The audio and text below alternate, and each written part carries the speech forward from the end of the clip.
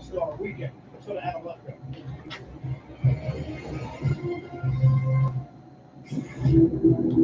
Certain achievements in sports are uncommon.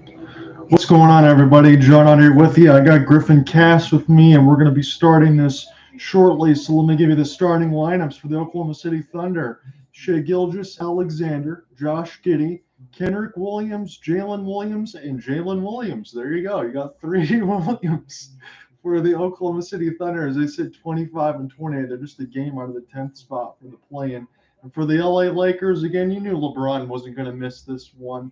It's going to be Dennis Schroeder, Patrick Beverley, LeBron James, Rui Hachimura, who's been really good since coming from the trip for the Washington Wizards, and Anthony Davis. So those are your starting lineups. I'm going to join in with Griffin Kass right now, and we'll get underway.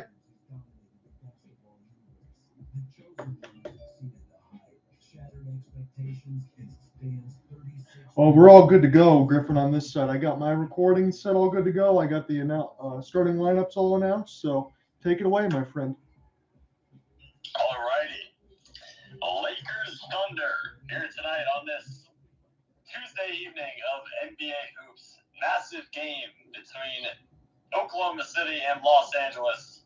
LeBron James needs 36 points to pass Kareem-Abdul-Jabbar on the NBA's all-time scoring list. I'm Griffin Kass on hand alongside my color analyst, John Ock. John, how are you doing on this fine evening? I'm doing really well. I'm very interested to see whether or not LeBron's also going to break that record and whether or not these teams can actually get into a play-in spot, because you think about all the lottery tickets that Sam Presti has to be able to work with over the next few seasons. They do have a superstar point guard in Shai Gilgeous-Alexander. And LeBron averages over 30. Shai Gilgeous averages over 30. So we should see something good tonight. Yeah, while most of the focus is on LeBron and reaching those 36 points tonight, this is also a huge game, like you just mentioned, between two teams that are on the outside looking in. Mm-hmm. The Lakers at 25 and 29 is their overall record. They're 13th in the Western Conference. Right above them, the Oklahoma City Thunder, 25 and 28. Los Angeles Lakers half a game back from the Thunder from that 12 seed. So whoever wins tonight is going to retain that number 12 seed, and as well as the Portland Trailblazers are the 11th seed, and they are only one game ahead of the Lakers in the 13th seed. So this is going to be a very fun matchup. Glad we could hop on the call here. What's your prediction tonight between the Lakers and the Thunder? Let's hear a little score prediction. I'm going to say that it's going to be at least in the 110 marker. I'll say the Lakers take this one because OKC played last night and lost to the Warriors. I'm going to go 115, 110. Absolutely. I assume that it's going to be a close game as well. There's Kareem-Abdul-Jabbar. He is in the building tonight. The great Kareem-Abdul-Jabbar, currently number one on the NBA all-time scoring list. But LeBron James, 36 points to go. That is the main storyline for tonight. It's going to be a very interesting game to see. I mean, LeBron looks locked in, John. He looks like he is ready to go in a scoring mentality right from the tip. Again, he talks about it, and we see some of the videos and things, and he's mentioned this, that he's very tired. Obviously, there's a lot of miles going into season number 20, if you can believe that for LeBron, but it's the truth. He still looks locked in, Griffin, and I expect a big performance. Do I expect him to get very close to the record tonight? I think he might at least get a 30-piece. 36 might be pushing it a little bit, but again, Griffin, it all depends on what we see in that first quarter. If he can get himself about 13, 14 points, he could be well on his way tonight. Yeah, it's going to be very interesting to see the approach that he takes into this game. Again, if I have to guess, it looks like he is going to have a scorer's mentality. And I don't know if I was looking at the injury report correctly, but I see Austin Reeves. Looks like he's suited up in pregame gear for the Lakers. Yes, he is. It's going to be his return for first time in a little while. He's a good three-point knockdown shooter. So now that I'm looking at the lineups and everything else, you got Anthony Davis, you got LeBron. The only ones for OKC that aren't playing are Lugentz, Dort, and Andre Pokusevski. So we should be good to go across all the sides. But Griffin, my question to you is, between the three different Williams, how are you going to differentiate them for OKC? Yeah, no, absolutely. it's definitely going to be a little bit of a challenge. But yeah, you got Jalen Williams there playing the power forward for Oklahoma City, the 12th pick in the 2022 draft. He has been fantastic for the Thunder this season, having an immediate impact in playing a big role for a team that, to many surprised, has been a contender here in the Western Conference to be a playing team. You know, I don't think a lot of people predicted that from the Thunder this season, but obviously the elite play from Shai Gilgeous-Alexander and then Josh Giddey as well, and Jalen Williams, who has stepped up as a rookie this season, producing at a very high level for the Thunder. Yeah, it's a lot of young players for Daigneault's squad, Mark Daigneault's squad, in the sense of, again, a lot of these guys are like 23 years of age or younger. And when you have Shai Gilgeous and you have Giddey, like you said, in the backcourt, you have guys that are about 6'6", 6'8". So they got a very tall backcourt. They have a very small front court, but that's only, again, because Chet Holmgren's not going to be able to play for the entire year. So when he is projected to come back next season, you add that size and some three-point shooting. And not to mention, like we said, all the picks that are available. Look, you have a franchise centerpiece in Shai Gilgeous. Giddey's really good as well. Oklahoma City's got some pieces to work with, and I think they finally got themselves situated, Griffin, to where they could be a dangerous team over the next several seasons. And I think we're also forgetting the number 2 overall pick in the 2022 draft, Chet Holmgren, who is going to be out for the entirety of this season, but he should be coming back at the start of next season. That's, you know, I understand that he had a season-ending injury in his rookie season, but I'm still very high on Chet Holmgren. I mean, his skill set being 7'1", and the way that he's able to put the ball on the floor and shoot the 3 ball is exceptional, and something that could be very dangerous in future years. I mean, you know, he reminds you a little bit of Victor Wembanyama. Yeah. And I also think about it from the earlier projection. I know it's a few years back now, but with Kristaps Porzingis, the same type of ability like that. But like you said, I think even for Holmgren, maybe his three-point shooting projection might be a little bit higher. And in the sense from what we've seen in Gonzaga with him, he can also block shots. So even though he's like 7'1" and built like a beanpole, he's one of those situations where if he gets inside the paint, your shot's going to get at least contested enough where you're going to miss, and it's going to be a difficult time for you. So Oklahoma City, I don't think, is in a bad situation, and I think Mark Daigneault's done an excellent job.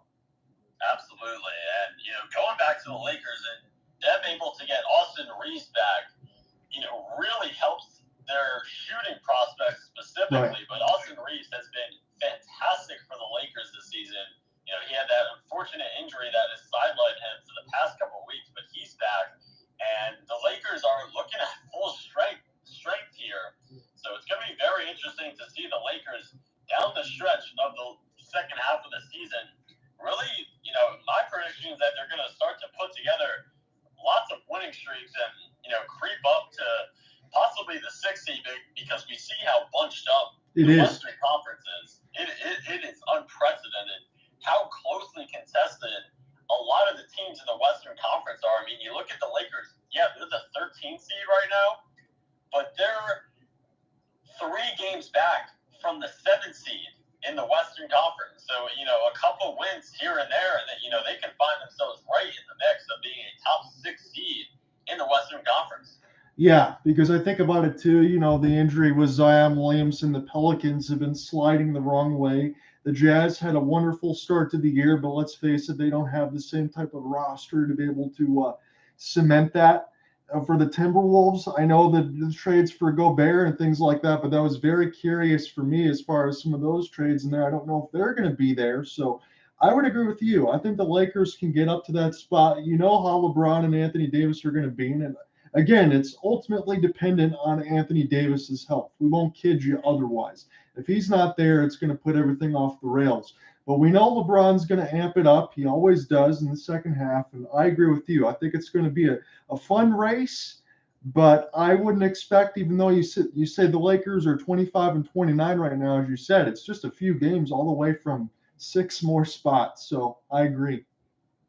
Yeah, so it's very cool to see Kareem-Abdul-Jabbar in the arena tonight at the Crypto.com arena.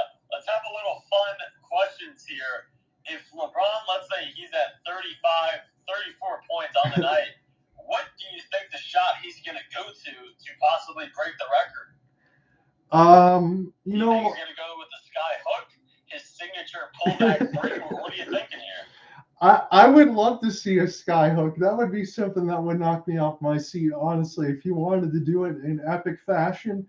But you know what? I'm going to go old school here, Griffin, and it might be the boring answer. But let's see a thunderous breakaway dunk. The ungodly athleticism for LeBron is still there. How about he finishes it off that way? Yeah, no, absolutely. I mean, his first game in the NBA, he had that baseline jump shot. Some folks were also saying that he might go back to that, shoot it on the right baseline, and,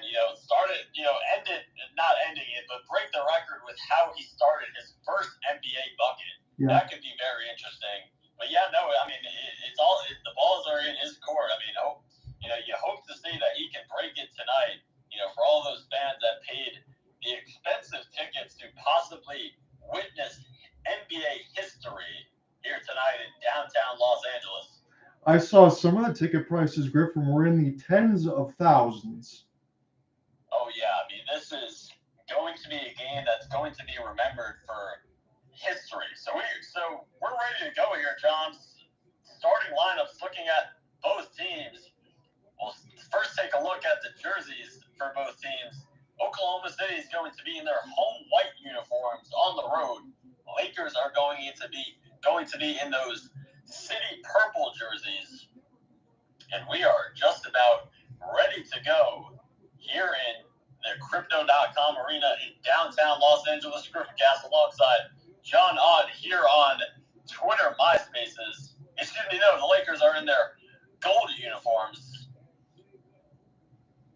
So starting for the Lakers, LeBron James, Rui Hachimura, Anthony Davis, Patrick Beverley, and Dennis Schroeder. That rounds out the five for Los Angeles. For the Thunder, Kenrich Williams, Jalen Williams, Shai Gilgeous-Alexander, and Josh Giddey. Three Williams there in the starting lineup for the Thunder. So Lakers going from right to left, Thunder going from left to right. It's Davis and Williams to tip it up. Davis wins it, so it's going to be the Lakers to start out with it. Here's Dennis Schroeder into front court.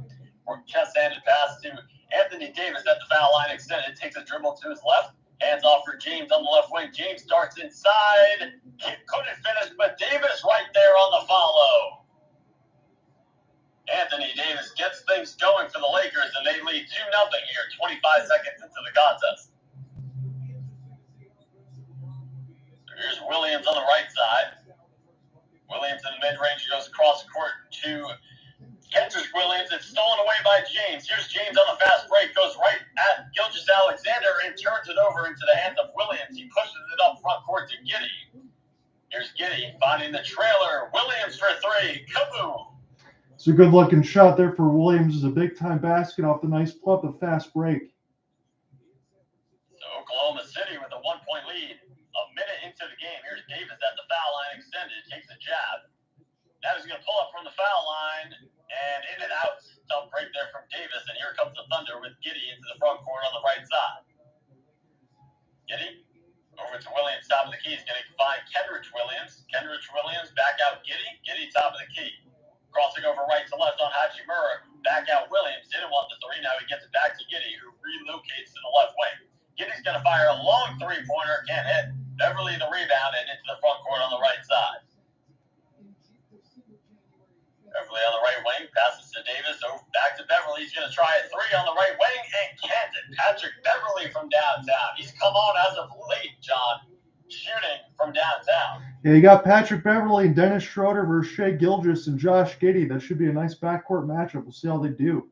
And then with Russell Westbrook coming off the bench, who has really thrived in that role coming off the bench for the Lakers as their sixth man as Oklahoma City turns it over. So here comes the Lakers. 2 minutes into the ballgame, James on the left wing looking for his first bucket of the evening. Pulls back at the foul line, can't connect. Williams the rebound. And Davis and Williams on the baseline were tangled up. Here's Kenrich Williams, a chest pass to Giddey on the left wing. Giddey moving to his right, now at the right elbow, has Beverley on him. Back out Williams, fires the three. Can't it. Williams from downtown, and he gives the Thunder a 6-5 lead with 9:40 to play in the first quarter. The 6'9" Jalen Williams, good shot from outside as OKC's got the lead. As James gets fouled on the floor. Williams picks up the personal, so it's going to be a sideline out of bounds for the Lakers on the right sideline. Beverly will trigger. Beverly gets it into Schroeder. Between the circles, Schroeder to chest pass to James out of the left wing. James moving to his left off the Davis screen. Slips it to him. Davis inside for Hachimura, and Rui Hachimura throws it down with two hands, and the Lakers have a 1-point lead. Gotta like that athleticism coming over from the Washington Wizards. Been good for the Lakers. Williams tries the three on the right wing and knocks it down. Second one already for Jaylin.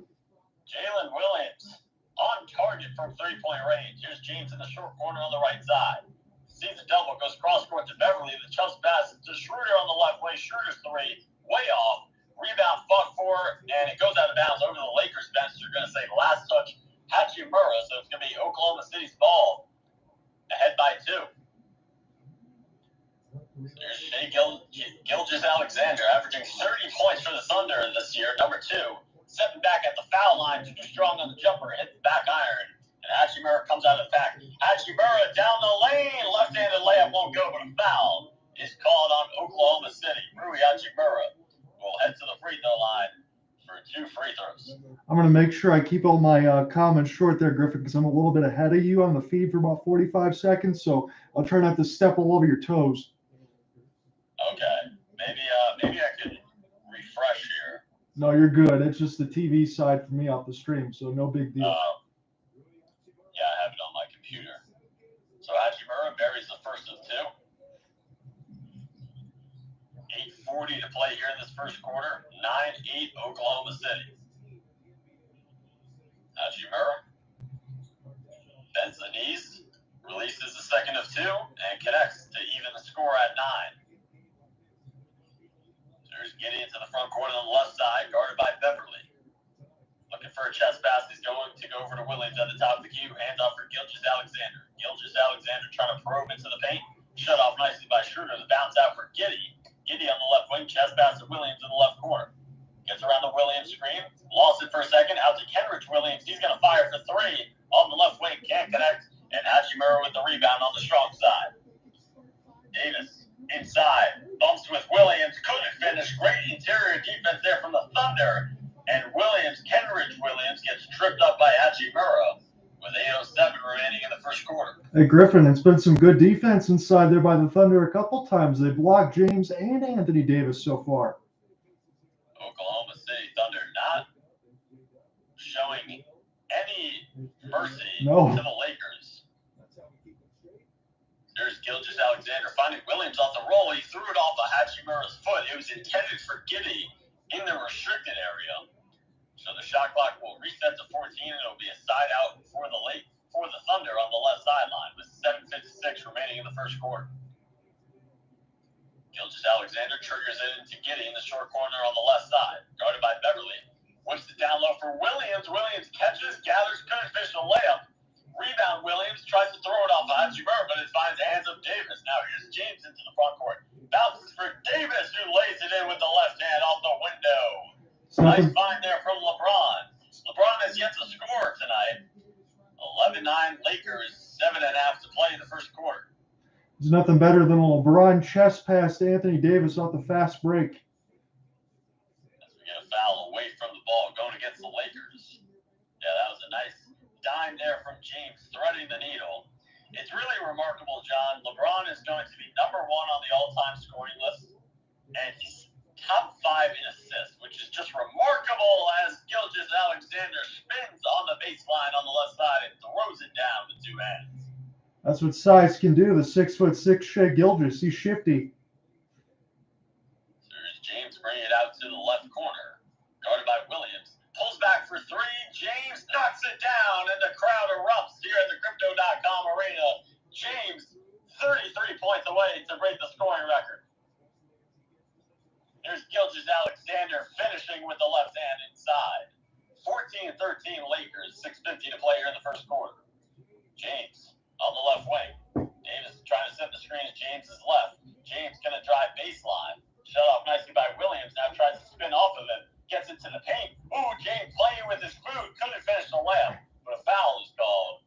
James is going to head to the free throw line. When we return from the timeout, 6:38 remaining in the first quarter. John, what are your takeaways here in these first nearly 6 minutes?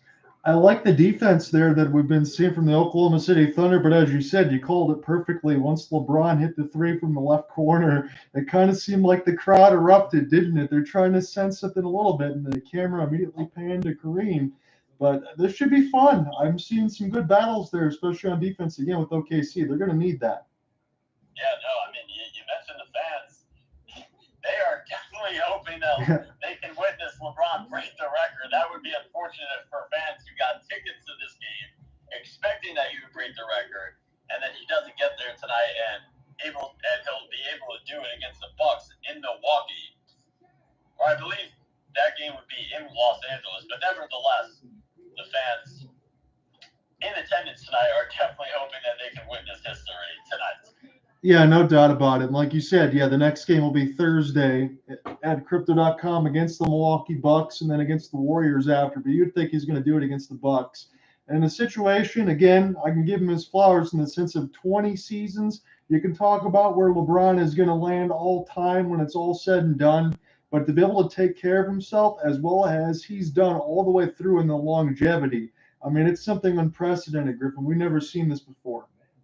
Yeah, and then, you mentioned LeBron being in his 20th season, but you can't forget the 8 straight finals that he went to. Yeah. Playing basketball from October into June for 8 straight seasons is remarkable. I mean, the amount of miles that LeBron has put on his body is unprecedented. And what's more unprecedented is the fact that he has been able to basically play prime basketball for his entire career. I mean, LeBron, there's not a specific couple of years where you could be like, oh yeah, that was LeBron's prime. I mean, maybe you could say when he was in Miami, he was at peak athleticism. Sure. But his entire career, I mean, it's been his prime.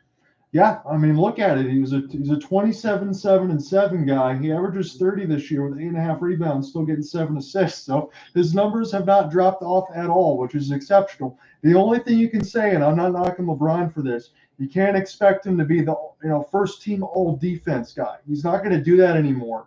But the fact that he still has to score 30 points to carry this team, tell me any other NBA players that could do that at his age with that many amount of miles.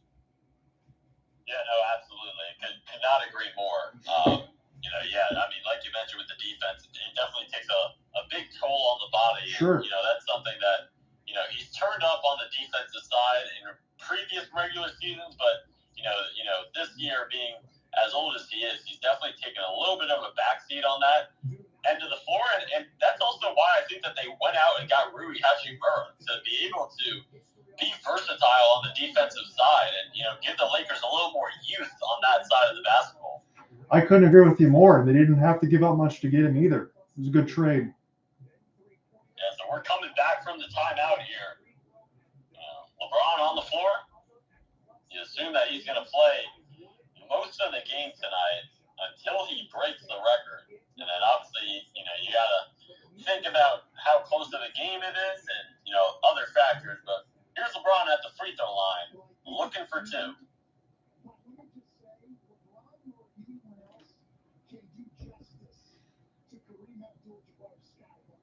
James bends the knees and releases the first of 2 and drops it in.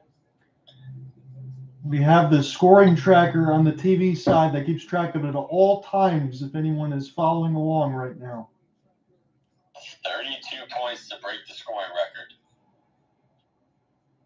As he misses the second of 2, fight for the rebound belongs to Kenrich Williams, and here comes the Thunder trailing by 2. 6.5 remaining here in the first quarter. Josh Giddey on the left wing.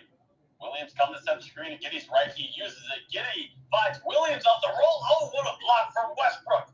Here comes Westbrook out of the back. Westbrook to the hole. Out to Schroeder. Over to James on the left wing. They're looking for LeBron. He's going to pull it deep from 3. Can't hit. Williams a rebound, and Gilgeous-Alexander into the front court. Griffin, Schroeder's got to shoot that ball, no questions asked. It looked like he was trying to find James. As Williams tees up a 3 on the left wing, can't hit. Hachimura pulls down the rebound, and Rui Hachimura quickly into the front court on the right side. Now he's going to find James in the short corner on the right side. James tiptoeing the line, except the layup they're going to call a foul before the layup on Giddey. James draws the foul with 5:47 remaining in the first quarter. Yeah, you wondered. It looks like LeBron is jacking a little bit here tonight. You definitely don't expect that his field goal percentage is going to be too high tonight. Trying to break the record tonight. Yeah, definitely. Here's Westbrook. Threads it to James. James inside, banks it in off the window. LeBron, he came down a little hard. He's still on the floor, on the baseline. Again, looks like he got hit in the face. Giddey comes down the other end and floats it up and in. James a little shaken up, getting helped up by Beverly. Looks like James might have gotten poked in the eye, and the Lakers are going to call a timeout with 5:24 remaining in the first quarter. Yeah, I have 17-15 Lakers. What'd you see there, John? I had the secondary replay a little bit before you. It looks like Josh Giddey, as you said, might have got a piece of the face. It didn't seem like it was too much more than incidental contact, but again, immediate timeout, and we'll see what's going on with LeBron. Yeah, so 5:24 remaining in the first quarter. Lakers a 2-point advantage. Yeah, this is definitely speaks of the competitiveness here. The Thunder definitely not backing down. They played great defense and offense. I mean, the three Williams are doing work in the interior for the Thunder. Well, it's nice to be young, isn't it, Griffin? Like we said, everybody on that team is pretty much 23 years younger off the back-to-back, and they're still playing just as tenacious, and you love to see that. Absolutely.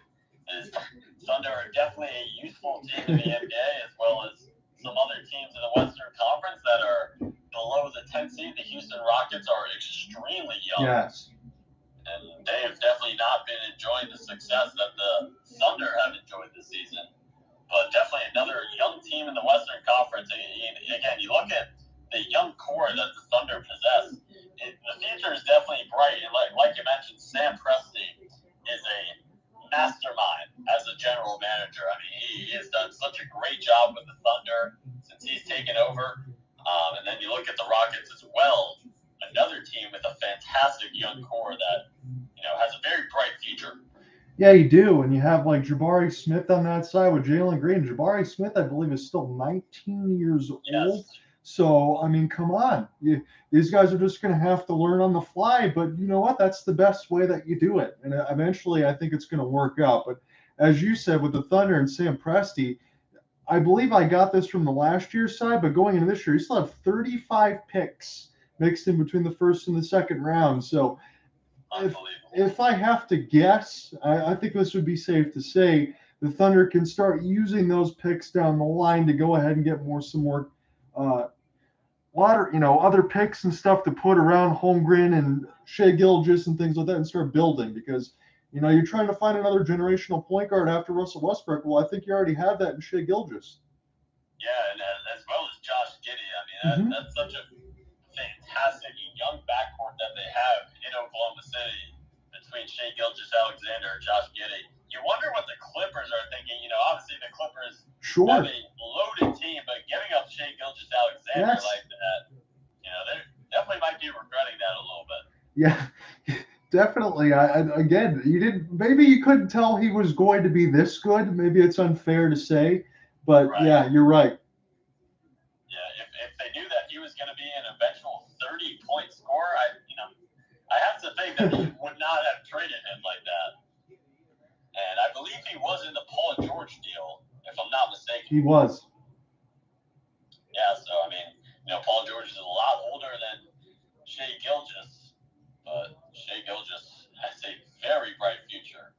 So we're coming back here from the timeout. Yeah, it looks like James caught the left elbow from Josh Giddey. James back on the floor, though, so he's fine. Troy Brown Jr. into the game. He misses the right-handed layup off glass. And here comes Gilgeous-Alexander with the right hand into the paint. Out to Giddey. Giddey goes cross-court to Williams in the right corner. They work it around to Wiggins. Now Gilgeous-Alexander, top of the key. Gets harassed by James. James with the steal. And here comes Los Angeles. James on the right side. James tries baseline. Met by two. Spins into the lane and lays it in. LeBron James with a deuce. That's certainly vintage LBJ, isn't it, Griffin? Absolutely. So here's the Muscala kicking back out to Giddey between the circles. 4:38 remaining in the first quarter. Giddey over to Muscala. He's going to tee up a three and knocks it down. Mike Muscala from downtown making an immediate impact as soon as he checks into the game. Mike Muscala, the former Los Angeles Laker. So here's Schroeder on the right wing. Gets to his left hand. Back out Westbrook on the left wing. Westbrook guarded by Williams. He's going to knock up a three. Will fall. Rebound Wiggins, and here comes the Thunder. The usefulness from the Thunder. Wiggins denied by Davis. Here's Westbrook ahead to James. James couldn't hold on to the pass. It went through the hands of James. Looked like it was a little high. Bad decision there from Westbrook. James is going to check out of the game with 4:04 remaining in the first quarter. How about that block there from Anthony Davis, John? Oh, that was unreal. That's why you have Anthony Davis in there. I've always said he's been one of the best players in the NBA. He just got to stay healthy. Health is the main factor for Davis. And the main factor for the Lakers and their championship Yes, absolutely. Gilgeous-Alexander attacking the paint. Couldn't get the layup to go, but he's fouled. So Shai Gilgeous-Alexander to the free throw line for two with 3:53 remaining in the first quarter. So Griffin, as I was doing a little bit of prep going into this, I looked at Shai Gilgeous. He's an over 90% free throw shooter at the line. Yeah, he is automatic from the charity strike. Always been that way since he's come into the league. He's sixth in the NBA in scoring as he knocks down the first of two and ties up the ballgame at 19. Sixth in the NBA in scoring at 30.8 points per game. I'm trying not to gloat all over myself about this guy, but that's honestly incredible numbers. Yeah, and for someone, he's only 24 years old. Right. As he knocks down the second of two. Perfect trip to the line there for Shai Gilgeous-Alexander. Here's Westbrook. Now in the right side. Goes across the lane. Westbrook out to Lonnie Walker in the left corner. Walking the tightrope. Back to Westbrook. Westbrook tees up a three and cans it. Russell Westbrook, pure from the outside. Lakers regain the lead, 22-20. Gilgeous-Alexander back out. Muscala, left corner, triple is there. Mike Muscala, 2 for 2 from downtown. Good job by SBA to be patient there to find the man in the left corner. Westbrook attacks. They're working around to Lonnie Walker. The threes are dropping in for both teams. Lonnie Walker with his first points of the evening. It's a good sight for the Lakers because they're usually not a really good three-point shooting team. Getting Lonnie Walker back and Austin Reeves back, huge for the Lakers. Reeves and Walker on the floor together as the Lakers pick up a personal foul with 3:02 remaining in the first quarter. Hey, Griffin, I can definitely say right now this has been a good contest so far. Yeah, very competitive back and forth game from both teams. You know, while the biggest storyline is James possibly breaking the scoring record, this is a huge game for both teams for seeding wise. As Gilgeous-Alexander knocks down the first of two. 25-24 Lakers. As Gilgeous-Alexander, a rare miss from the line, left it short and hit the front of the iron. So a little under 3 minutes to play, a 1-point lead for the Lakers. Troy Brown Jr. over to Austin Reeves. Reeves gets it to Westbrook. Westbrook top of the key. Now it's foul line. Put it on the handle. Tries to get to his right hand. He's fouled by Wiggins on the floor. Lakers are in the bonus, however, so Westbrook is going to head to the free throw line 4-2 with 2:48 remaining in the first quarter. I know that there is a lot always said about Russell Westbrook there, Griffin, but again, at 34 years of age, he's still got the ungodly athleticism, and he needs to just continue to put points on the board. That's what the Lakers need.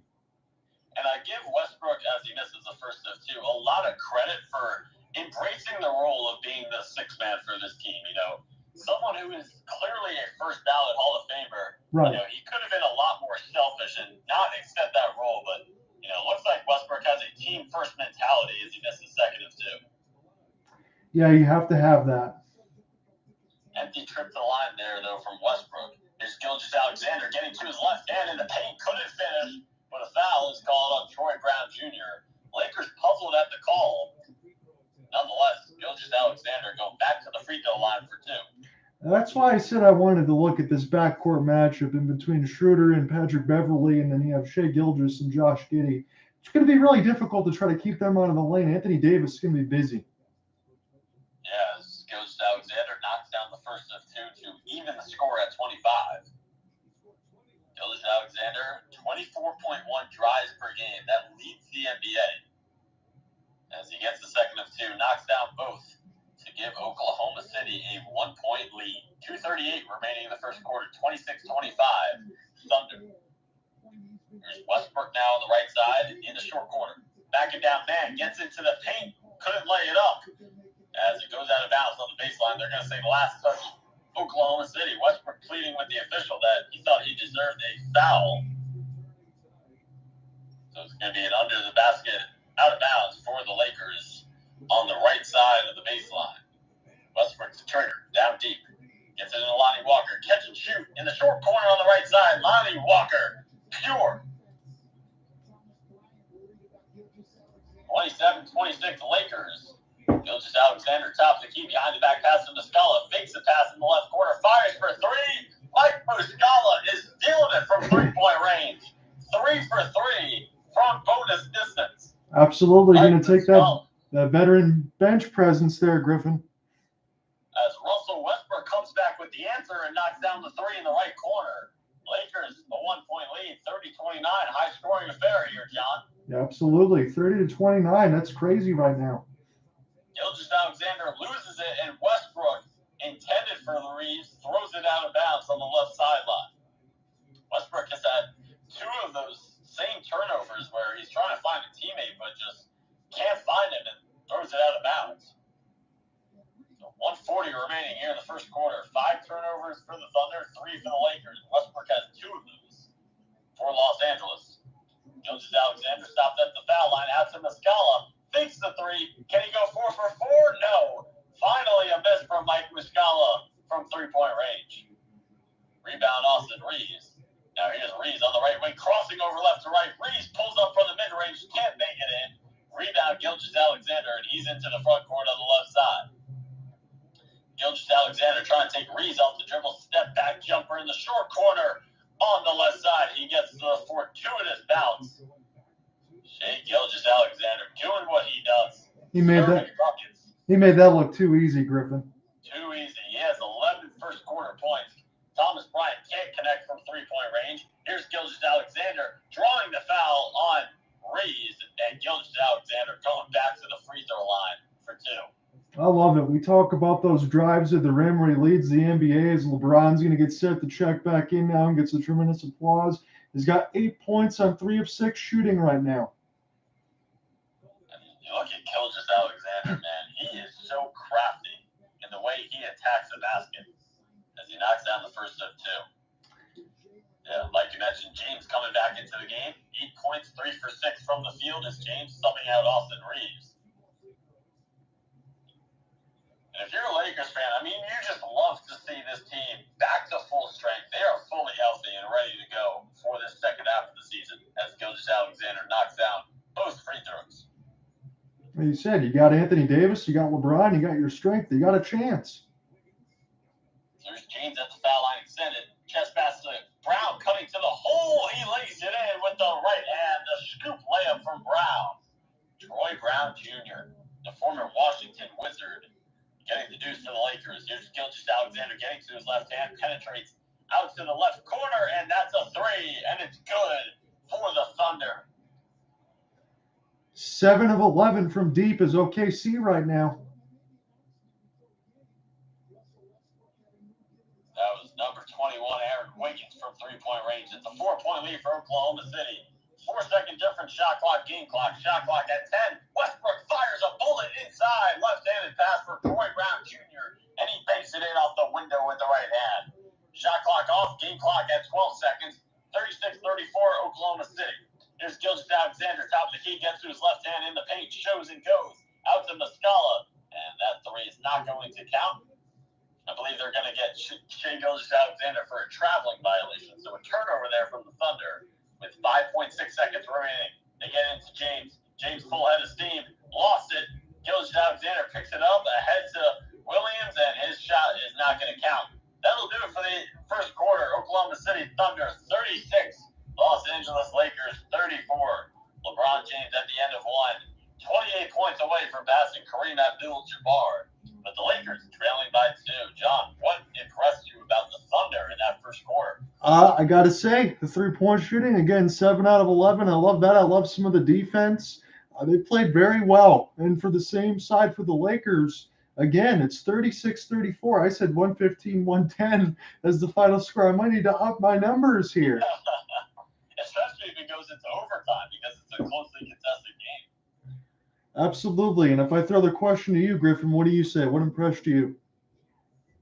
Yeah, I mean, I definitely think the way that Shai Gilgeous-Alexander was able to create in the paint was the biggest thing that impressed me. And then the three-point shooting, specifically from Mike Muscala coming into the game, knocking down 3 consecutive three-pointers that really gave the Thunder some breathing room in that first quarter. You know, a great veteran for the Thunder. You know, we mentioned how young they are, but Mike Muscala, seasoned veteran in the NBA, has had a lot of stops with a lot of different franchises, comes into the game off the bench, ready to perform, and he did just that. Playing against his former team, the Los Angeles Lakers, where he spent that 2018-2019 season, LeBron's first year in LA. Mike Muscala was a part of the franchise. I'm glad you brought that up because, again, for a team that's as young as they are, again, if you go back maybe, I don't know, 15, 20 years or something like that, we would say there'd be more veteran presence in the NBA, especially toward the end of that bench.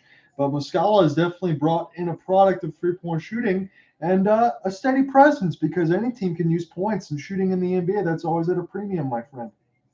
Yeah, you definitely got to thank Mike Muscala as a great veteran in the locker room for these young guys to Right. maybe mentor some of the younger guys, like you mentioned, guys that are in their early 20s. You know, it's definitely a big advantage for a team to have, you know, with a young team, to have a few veteran players that have been around the league, have a lot of experience, and have a lot to offer in terms of mentoring the young guys. Absolutely, and we'll see how much that goes forward because I looked at a lot of the OKC contracts. Obviously, they're all young players on rookie deals and things like that. So depends on how the rest of these guys develop. Obviously, you have a couple superstars in there, you would think, and Josh Giddey can probably get to that situation. But again, you want to mentor that around with some other pieces like Muscala, like you said. And I think that this team, as we've talked about from the beginning of the broadcast, I think they're headed in the right direction. And for the Lakers, it's the usual situation, right? You want to do what you can to get into the postseason, and when you have a healthy LeBron and a healthy AD, you probably have enough keys to get all the way to the NBA championship if these guys can stay healthy, because we know what they can bring. Right, they've won a championship together, LeBron and AD. So if you're a team in as a top seed in the East, you do not want to draw them in the first round. No. Imagine that. Let's say you're a first or second seed in the East, and then you got to draw the Los Angeles Lakers with LeBron James and Anthony Davis in the first round. That is definitely not ideal. No, it's not. So I still think there's a lot for them to do. Obviously, we're in the second half push. We got the trade deadline in a couple of days. I'm not envisioning the Lakers be able to make a ton of moves here, but we'll figure out what happens. So the second quarter has commenced. It's going to be the Thunder ball to begin this second quarter. James is on the floor, 28 points away from breaking the scoring record. 36-34, Oklahoma City. Here into the second quarter. Giddey trying to turn the corner on the right side. Backing in. Troy Brown Jr. goes to the jump hook with the right hand. Not going to fall. And the rebound belongs to Bryant. Here's James now into the front court. James gets to his left hand in the paint. Scoop layup with the left hand. No. And Williams the rebound. Quick outlet down court to Giddey in the front court. Giddey had it poked away by Lonnie Walker as it goes out of bounds. Last touch Walker. So it's going to be Oklahoma City ball. Under the basket, out of bounds for the Thunder with 19 on the shot clock. Giddey to trigger. Gets it into Trey Mann.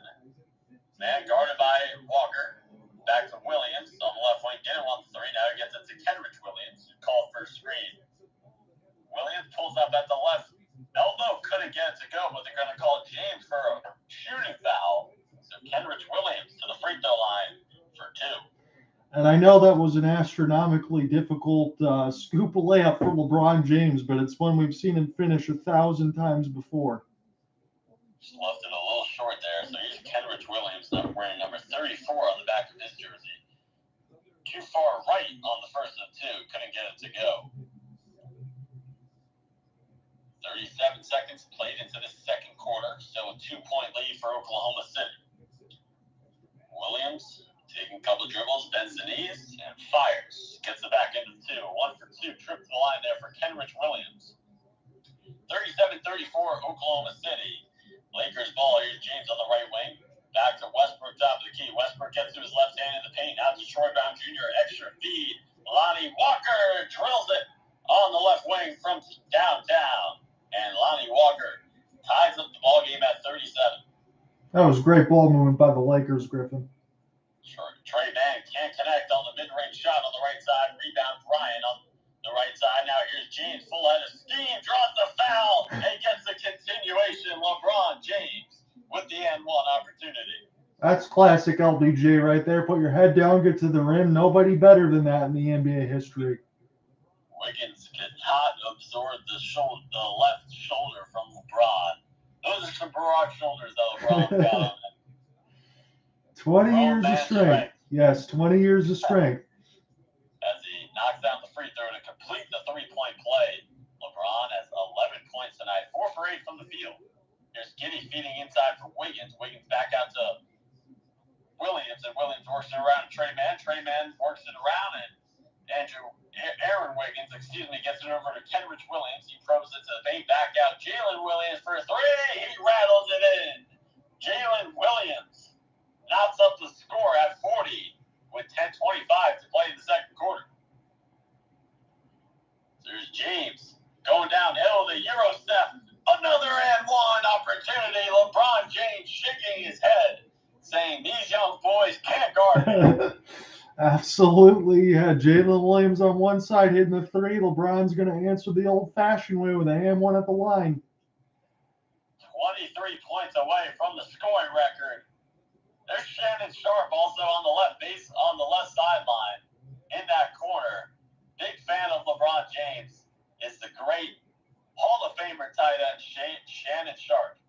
James connects on the free throw to complete the three-point play. 14 points for LeBron. He needs 22 more to break the scoring record. We're here early in the second quarter. Giddey lost it. Walker, and to Westbrook, and Westbrook cocks it back and throws it down with the right hand. Timeout, Oklahoma City. The lead is 5 for the Lakers with 10:05 remaining in the second quarter. 45-40, LA. John, how do you like the Lakers coming out here to start in this second quarter? I love it. That's what you want. That's what makes the NBA great, right? Classic steal defense, fast break, and offense, and Russell Westbrook with a thunderous dunk after a couple of and ones from LeBron. Great effort by the Lakers, and it's maybe starting to think, Griffin, that this could actually happen here tonight if they keep this up. Yeah, no, LeBron is starting to fill it up in the scoring column. He is 22 points away. He's got 14 first-half points thus far and counting. Yeah, it's been a lot of fun so far. And like we said, I know I talked about it earlier with the Thunder just playing the other day after the loss to the Warriors. Again, the Lakers are on a 11-4 run in the second. We still got 10:05 left to go in the first half, 45-40. So hold all tickets here. We could be getting some nice point totals when it's all said and done if these teams can keep it up. Yeah, no, it's been a high-scoring affair thus far. I believe the over-under was at 240, so it was high coming into the game. The much-anticipated high-scoring affair, and it's played to that thus far. Yeah, you got that right. I was looking at RotoWire 240. That's crazy. 240, yeah, no, that's high. That's high. It looks like they're on pace to get there, though. Hey, man. Sports bettors out there. You never know with all these guys. They always seem to get that right, don't they? I'm not a betting man myself, but it seems like it's always to the T. Yeah, no, absolutely. Yeah, the sports betting world it's definitely wild nowadays. What are your thoughts on that? While we have a couple more seconds here left in this timeout, the sports betting nowadays and how advertised it is. It's all over the place now, and I understand that leagues and everyone else make money off of it, so it's important to get all that ad revenue. I only just caution people, please only spend what you can afford to spend. Yeah, no, absolutely. Responsible gambling is definitely a suggestion from the sports books such as DraftKings and FanDuel. But like you said, Griffin, it's a part of the game in all sports now, but it's not going away. So Yeah, you're gonna have to learn to live with all of it. it's definitely here to stay. I mean, you see all the advertisements everywhere. Even if you're driving on the highway, you're bound to run into a billboard that's promoting DraftKings or FanDuel or any of those major sports books. What I can say too, it would be nice if all of us as regular citizens would get a kickback on our cable bills, streaming bills, and everything else with all these advertisements. Oh no, absolutely, absolutely. So we're about to come out of the timeout here. Lakers ahead by 5, 45-40. It's been a competitive game thus far. It was a 2-point lead for the Thunder at the end of the first quarter, but it's +7 for the Lakers here in the second quarter to start. Not even 2 minutes in, 10:05 remaining. Thunder ball coming out here of the timeout, getting into the front court. Chest pass for Williams on the right wing. Lakers in a little bit of a zone here. Looks like a 2-3. Here's Jaylin Williams, chest pass to Giddey. Giddey finds Kenrich Williams, back out Williams on the right wing, and he knocks down a big three-pointer for the Thunder to bring them within 2. That's the best way you break a zone there, Griffin. Make shots. Quick passes as well. So here's Westbrook handing off for James on the left wing. James guarded by Williams. Kenrich Williams, that is. James trying to get to his left hand. Now in the paint. James back into Williams. Back out to Brown Jr. with 4 on the shot clock. Troy Brown Jr. putting on the moves. Got to put up a shot. He does at the horn. Right. It's a brick. And it's a 24-second shot clock violation on the Lakers with 9:24 remaining in the second quarter. LeBron got stuck in a little bit of a half pass, half shot there. Man, everyone is here on hand in the Crypto.com arena. You got Bronny James, Bryce James right there. You got Jay-Z in the crowd on hand for LeBron to possibly break the scoring record. Here's Kenrich Williams for 3, back iron. Rebound tipped for him, won by Jalen Williams. Finds Williams, back to Williams. A lot of Williams here. He drives down and couldn't lay it in, but a foul is called on the Lakers. You know what? They might be trading some size in between both of the Jalen Williams, but they can definitely knock it down from deep. I love it. There's a lot of Williams to keep track of. Bronny James and Bryce James, the 2 sons of LeBron James, are on that baseline right across from the Oklahoma City Thunder bench as Williams knocks down the first of 2. They're right behind the basket. Watching Pops serve buckets and try and break that scoring record. That was a good score overlay on the left side. 4 rookies and 6 second-year players for the Thunder. My goodness. Yeah, their youngest player is 19. So here's Williams trying to now score at 45, able to do just that. A little over 9 minutes to play here in the second quarter. Schroeder now into the front court on the left side. Moves over to the right side. Chest pass for Lonnie Walker. Tees up a 3 straight away. Doesn't drop in. Williams a rebound and lead outlet pass to Williams on the right side. Kenrich Williams chest pass to Giddey between the circles. Giddey moving with his left hand. Back out Williams. Thought about the 3 straight away. So he's going to hand off for Aaron Wiggins, who's going baseline on the right side. Stops in the paint. Back out Williams. Williams drives inside. Kick out. Jalen Williams tees up a 3 and buries it. And Oklahoma City on an 8-0 run right out of the timeout. 8.5 to play here in the second quarter. Yeah, the Lakers are going to have to try to find a way to stop some of this three-point shooting, no doubt. Both teams shooting exceptional from three-point range. Oklahoma City 10 for 15, Lakers 6 for 12. James finds Reeves on the right wing. Reeves tees up a 3, short, hit the front of the iron, and Williams out of the pack into the front court on the left side. Left-handed pass to Williams. Williams over to Giddey on the right side. Giddey goes inside. Left-handed layup off glass. Josh Giddey gets to the hole and gets Oklahoma City a 5-point lead. It's a 10-0 run for the Thunder in the last 2 minutes. James trying to end the run. He does with a 3-pointer straight away. LeBron James, 19 points away from breaking the scoring record. That was a basket the Lakers really needed. He might do it here in the first half. He's got 17 first-half points. Yeah, big-time basket for the Lakers. They needed that desperately. Giddey floats it up and in, gets the roll. Josh Giddey, back-to-back buckets for the Thunder, and they have a 4-point lead, 52-48. James on the left wing, almost drawing a double. He's going to go to the Cross court to Reeves in the right corner. Reeves bounces it inside for Bryant, and Thomas Bryant with the one-handed jam in the paint. 52-50, Oklahoma City. 7:10 remaining here in the second quarter.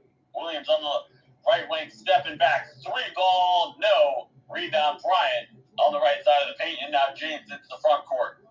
James down the middle, gets to his right hand off the Bryant screen, spins, layup, no, foul called on the Thunder. James to the free throw line for 2 with 6:56 remaining in the second quarter. Hey, Griffin, I don't get a chance to say this too often, but you think about these two teams and their records right now. Let's throw it out the window. This has been an outstanding basketball game so far. Yeah, no, totally. I mean, two teams that are under 500, but they are playing very good basketball here, clearly evenly matched. And something I've noticed, as James leaves the first of 2 short and hit the front of the iron, something I've noticed, where is Anthony Davis? That's a good question there, Griffin. We're going to have to keep our eyes out on that one. I see him on the floor now, but he hasn't really done much so far in the game. Oh, okay. I thought Anthony Davis was possibly left the game for an injury, but yeah, like you mentioned, he is back on the floor. So that's a good sign for the Lakers. As James getting set for the second of 2, get the back end of 2, 1 for 2 from the line from James. He's got 18 points away from the scoring record. He's halfway there here in this ball game. Wiggins goes down the lane, fadeaway jump shot, in and out. James the rebound. And here comes the Lakers, trailing by 1. James gets to his right hand, bulldozes his way into the paint, and he got whacked. Layup doesn't go, but James is going back to the free throw line. And I'm not going to lie and say it wasn't a foul, but I'd hate to be one of those referees that have to swallow a whistle when LeBron James goes to the line.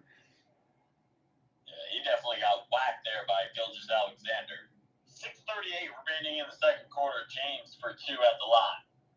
And he is halfway there. He needed 36 points coming into this game. He's at 18 first half points.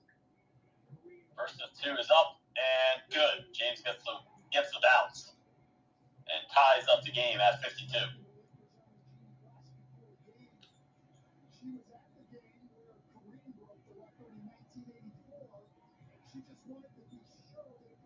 James bends the knees, releases a second of 2, and connects. Perfect trip to the line there for James.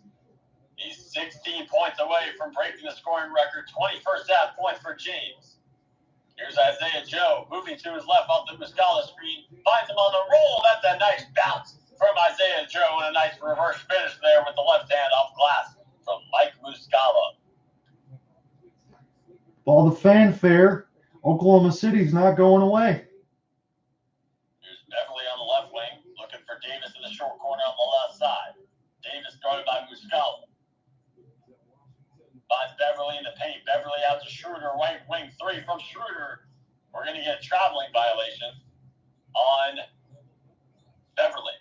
Dwayne Wade in the house. Jeannie Buss sitting right behind him.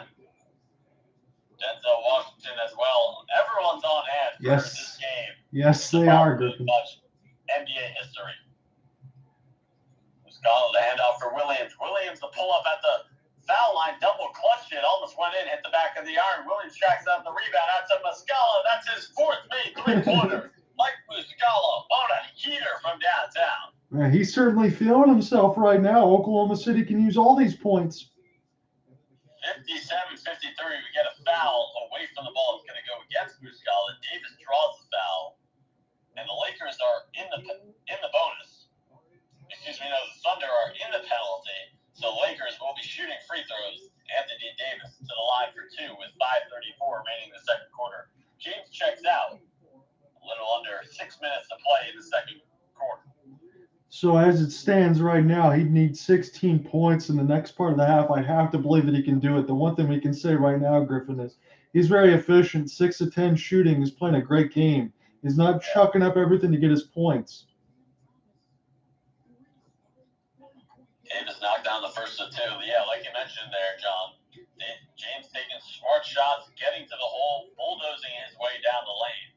Davis misses a second, left it short, hit the front of the iron, and Isaiah Joe with the rebound into the front court now on the left side. Pulls up for 3 on the left wing. Lakers didn't pick him up, and he said, well, I'll just step into it and knock it down. 60-55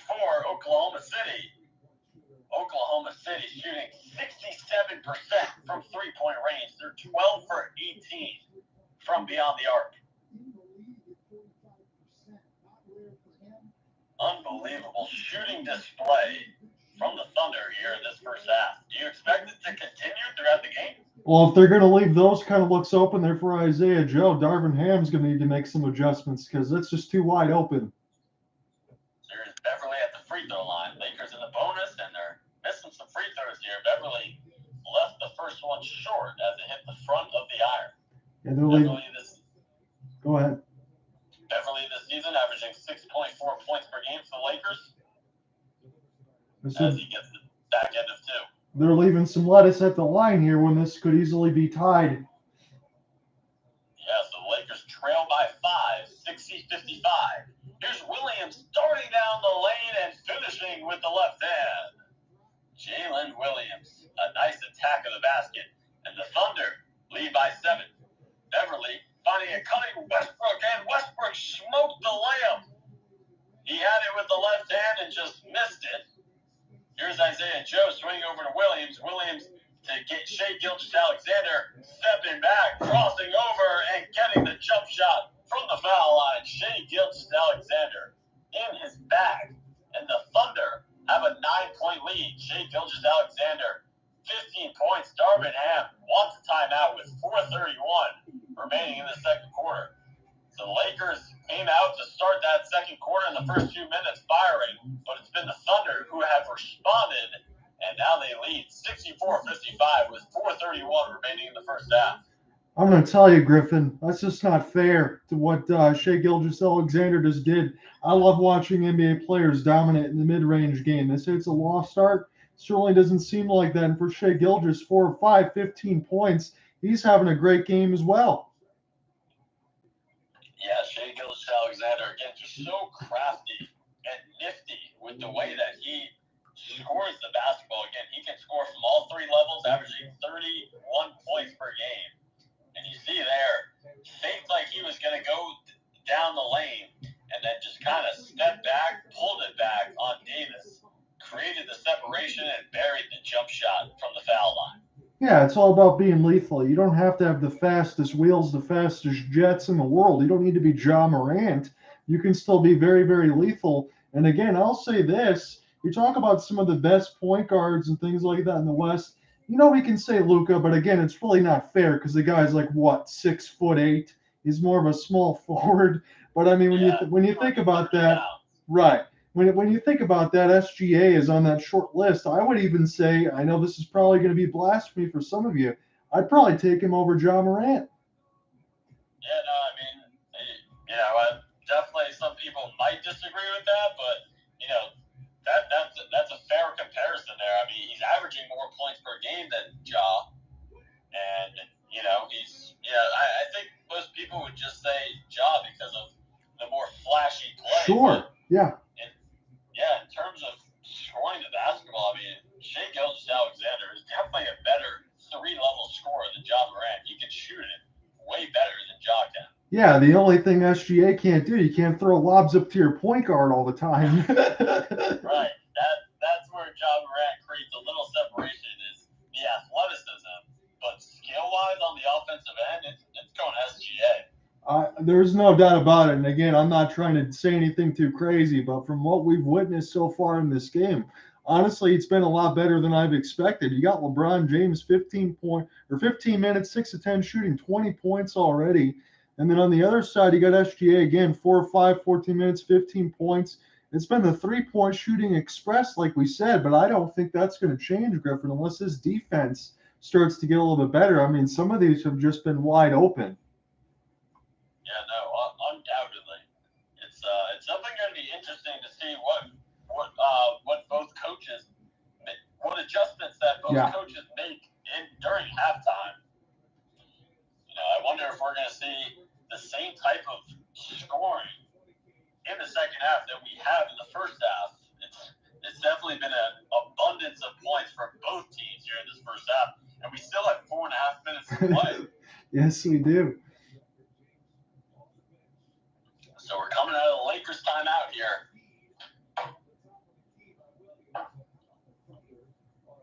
Look at the previous players to hold the NBA all-time scoring title. Couple players, but none other than Kareem-Abdul-Jabbar, who has held the record for 39 years. And it's going to be broken by LeBron James. Here is Giddey extending the lead for the Thunder. They're on a 14-2 run in the last 2 minutes and 20 seconds. Omoruyi in the short corner on the left side, trying to drive baseline, pulls back the jump shot, off, and Williams the rebound, and here comes the Thunder ahead by double digits. Gilgeous-Alexander on the right side, dribbled it off his foot, regains it though on the perimeter, gets to his right hand, steps back, mid-range shot, short corner right side, no. Westbrook the rebound, and he outlets Hachimura on the left side. Hachimura finds a wide open Schroeder in the right corner. Lakers need it. They're not going to get it from Schroeder. Rebound front corner, won by Gilgeous-Alexander, brings it into the front corner on the right side. Gilgeous-Alexander in the mid-post on the right side, backing in Westbrook. Gilgeous-Alexander spins off of it. Bank shot. Oh, that is smooth. Get Shai Gilgeous-Alexander. Can't be stopped. He stole that rebound from Davis and then hit the mid-range. My goodness. As Schroeder comes on the other end, gets to the hole and finishes with the right hand off the window. Shai Gilgeous-Alexander. Keep feeding him the ball if you're the Thunder. Here's Williams at the top of the key. Gets to his left hand. Oh, that's a nice take. Jaylin Williams to the hole. No resistance from the Lakers defense. Hachimura just let him go right by him. 2:45 to play in the first half. Schroeder thought about the three, swings it over to Westbrook on the left wing. Westbrook short on the three. Giddey with the rebound on the left side. Now Giddey into the front court on the right side. Josh Giddey guarded by Westbrook. Oklahoma City ahead by 13. Giddey into the paint. Floats it up and floats it in. The push shot from Josh Giddey. It's the largest lead of the night for Oklahoma City. They're ahead by 15. Schroeder gets to his left hand. Back out. Westbrook tees up another three. And this time, Westbrook successful. Downtown hit from Russell Westbrook brings the Lakers within a dozen. 2:05 to play here in the first half. If they're not going to respect him, he's got to keep him honest. There's Gilgeous-Alexander getting to the hole. Couldn't finish the bunny. Hachimura the rebound and into the front court is Schroeder. Just past the Westbrook left wing. Another three. Not this time. Davis the offensive rebound and goes back up and in and puts it in off the window on the right side of the glass. 10-point game, 72-62. 7 points, 3 for 6 from the field for Anthony Davis. 90 seconds remain here in the first half. Isaiah Joe off the catch and shoot three. Off. Davis the rebound.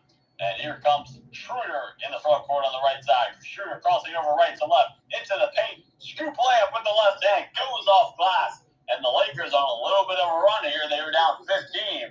Now they're on a 7-0 run in the last 63 seconds. 72-64 Oklahoma City. 65 seconds remaining here in the first half. Gilgeous-Alexander at the right elbow. Sees a double. He got fouled by Westbrook. Put up the shot. Couldn't get it to go. I wonder if they're going to call that on the floor in the act of shooting. It looked like it was in the act of shooting. Yep, he's going to be going to the free throw line. James is going to check in with 59.1 seconds remaining in the first half. Looks like we might have an issue here with the score clock, so might be some extending talking points from us. What I was going to say, you brought up a good point there, Griffin, just a couple moments ago. That was a big-time 7-0 run for the Lakers because it certainly seemed like the game was getting away from them in the last, about 4 minutes to go in the second. Yeah, no, absolutely. There was the Thunder were able to extend their lead to 15, like you just mentioned. It was starting to get away from the Lakers. They needed that 7-0 run there. So we are going to go to a commercial break right now because they need to fix the score clock. Yeah, it looks like they're having some trouble with the clock. It's only on one side of the hoop. It's on the hoop that the Thunder are scoring on. It's so there's 59.1 seconds remaining in the first half, and we have a little bit of an issue here with the clock. It's one of these situations, Griffin. I know it's the first time you and I have hooked up on a cast, and it's been a lot of fun so far. But I tend to bring that out on a lot of the casts that I do, regardless if it's hockey, baseball, or basketball. So my apologies. No, absolutely. And like you mentioned, I've had a lot of fun here. It's been a great broadcast thus far. I get a chance to do a lot of these. It's usually solo endeavors. I imagine a lot of that stuff for yourself. But you said you're going to be a broadcast announcer out of Quinnipiac? I know Quinnipiac Yes. is a wonderful hockey program, that's for sure. Yeah, I actually just did a hockey game the other week, but I do mostly basketball here in the winter, and then in the fall I did soccer, rugby, Awesome. volleyball. In the spring I'll do some baseball, softball, and some lacrosse. Damn, so you got all the assets covered there. I like it there. That's nice. Yeah, I'm about to graduate here at Quinnipiac. I'm a senior, so about to graduate. That's very cool because I know I had a chance to listen to you a couple times before Colorcast folded, and I want to say you do great work. So I was looking forward to doing this broadcast with you. Absolutely, I really appreciate that, John. Absolutely, we got to look here at what Kareem-Abdul-Jabbar did to break the all-time scoring record back in 1984 as Gilgeous-Alexander knocks down the first of two. Kareem-Abdul-Jabbar hit that sky hook on the right baseline to claim the scoring record, claim that number one spot, and 39 years later, LeBron James, 16 points away. It's unbelievable, Griffin. I honestly never thought it would happen. LeBron came along in 2003 and the journey started. I mean, how many of these players can be that good as soon as they step out on the NBA court? We've been watching his game since high school. Absolutely. Yeah, I was definitely a little too young to watch the beginning of his career and his high school days, but I know how hyped up he was coming out of high school, and he has lived up to those expectations and more. Yeah, regardless of where he will fit into the Mount Rushmore, people can argue that all day long, but LeBron is going to be one of the greatest to ever do it. So here he is at the foul line extended. Tried to get the chest pass to Schroeder on the left wing, but it was deflected out of bounds by Williams. So it'll be a side out for the Lakers on the left sideline. Schroeder's going to tee up a three. Can't hit. Williams the rebound in the paint, and Gilgeous-Alexander jogging into the front court on the right side. 30 seconds remaining. Gilgeous-Alexander out to Williams in the right corner. Now Williams goes across the lane, fadeaway jump shot, rattles it in. Tough running jump shot from Jaylin Williams. Big 15 points from him, too. 6 of 10 shooting. 76-64, Oklahoma City. That lead is back to double digits for Oklahoma City. 25.6 seconds remaining in the first half. 1.6 second difference shot clock, game clock for the Lakers to work with. Schroeder into the front court. Schroeder moving to his left, now the left wing. Looking for James. Schroeder over to Davis in the right corner. Davis isolated. Bouncing it for Schroeder. Schroeder goes down the lane. Couldn't finish, but a foul is called on the Thunder. So Schroeder with 9.8 seconds remaining in the first half will head to the free throw line for 2 free throws. I know this is going to be a difficult question to answer there, Griffin, but I know everybody wants to see LeBron break the scoring record, but don't you really want to see both? And that matters a lot right now. This is a big game. Yeah, no, I mean, he's definitely going to want to break it tonight, but the Lakers are definitely going to want to get a win here while he breaks it. As Schroeder knocks down the first of 2. And, it's only an 11-point lead. We see how quickly these leads disappear in the NBA. 11-point lead is really nothing. That could be erased in the matter of 100 seconds. So here's Schroeder at the free throw line. Made the first of 2. Bends the knees, releases the second, and splashes it down. 76-66. Here's Williams in the front court. 6 seconds, 5 seconds. Williams to the hole. Couldn't lay it in. James the rebound with 2. James got to put it up. Doesn't get it to go at the horn. That'll do it for the first half. Oklahoma City Thunder 76. Los Angeles Lakers 66. LeBron James 16 points away for passing Kareem-Abdul-Jabbar on the NBA's all-time scoring list. John, what are your takeaways from that I guess it shouldn't be any surprise to anyone listening or following along on the YouTube side or Twitter Spaces that LeBron is the leading scorer. But again, what I like is the 6 of 10 shooting. He's been very efficient. On the other side, though, I have to say this about the Lakers. I think their three-point defense has been very subpar. Both of these teams are shooting very well. The Lakers 8 of 19 from distance, but the Thunder 12 of 19. And you could throw all three Williams players in a blender right now for the Oklahoma City Thunder, and I think it would come up aces because, these kids can play. Oklahoma City's looked very good. Yeah, I mean, you look at both teams' defenses. Both teams have not played well on the defensive side of the ball. Lakers giving up 76 first-half points to the Thunder, and then the Thunder giving up 66 first-half points for the Lakers. I mean, the shooting disparities here are ridiculous. Oklahoma City shooting 59% from the field, Lakers 50%. Oklahoma City shooting 63% from downtown, Lakers 42%. Lakers struggling from the free throw line, however, 67%. Oklahoma City Thunder not struggling from the free throw line, they're 86%. So yeah, the shooting, I mean, it has been super efficient from both teams tonight. The only thing that you can point out is the Lakers foul shooting. They've been leaving a few free throws at the charity stripe, 12 for 18 on the night. Yeah, they have. And I know this has been a button that's probably been punched a lot, but it's the first time that I could ask you this question. So Anthony Davis, sometimes he has some monster games, sometimes he doesn't, but is he ever going to have that mentality there, Griffin, where he's going to demand the basketball and take over? Yeah, I mean, I think you've seen it here and there, especially in his first season with the Lakers. He really demanded the basketball. But, with him being injured this season and missing 20 or so games, it's definitely going to take him a little bit more to get back into that rhythm of really scoring the basketball. But, I think that the Lakers, obviously the number one option tonight is LeBron. But I think depending on the matchup, the number one option could be Anthony Davis versus certain teams. Yeah, I mean, I say this, and I mean this with all honesty. As soon as Anthony Davis had stepped foot on a basketball court, I thought he could be one of the best centers in the league, and by far his numbers have always been that. He's always been an all-star, or deservingly so, if he doesn't always get in. It's just some of the injuries, but he's an elite rim protector. He can rebound at a high level. The only thing Anthony Davis hasn't done, and that's probably because of the injuries, like you said there, Griffin, three-point ball this year, he's about 28%. He's usually around 32, so that's got to go up there a tick.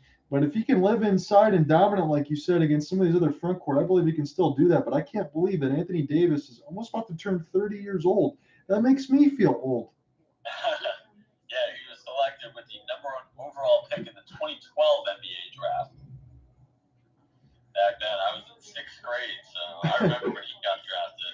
See, yeah, I'm a little bit up on you then because I'm 35. I've been doing this stuff for a while there. I'm not a professional or anything, but the Hopeful Sports Guy podcast, I do a lot of stuff with hockey, basketball, and baseball, but I'd like to spread in other sports. The only thing I can't really do confidently is because I just don't know enough about it is like football, NFL, and things like that. But everything else I'd like to definitely give it a go. It's been a lot of fun, and I'm really glad we got a chance to do this broadcast. Hopefully get a chance to do more. Yeah, no, we definitely have to do a lot more. I have a ton of time on my hands here at school. Yeah, no, definitely. We got to do this more. This has been a lot of fun. I love getting in this rep with you. Do you want to take a 5-10 minute break? I think I'm going to go run to the bathroom for halftime, then we'll be back in latest 10 minutes. All right, sounds good. All right, sweet. Sounds good, John. Yep. I'll see you back here in a few minutes. Okay.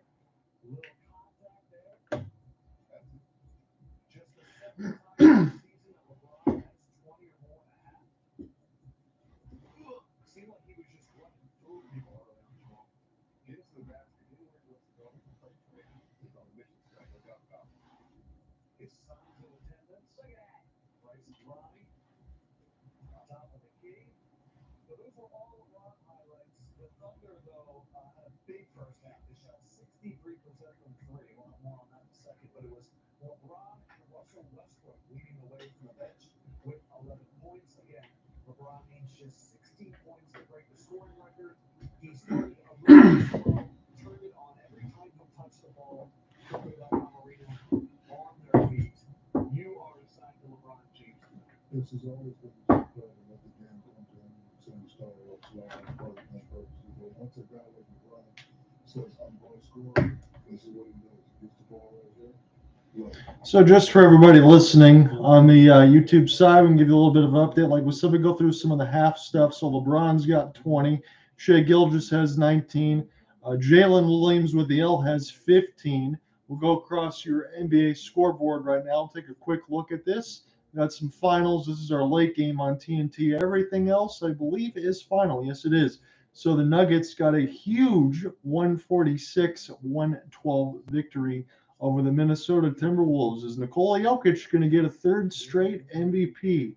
That is the question. Well, how about this line? 20 points, 12 rebounds, and a staggering 16 assists.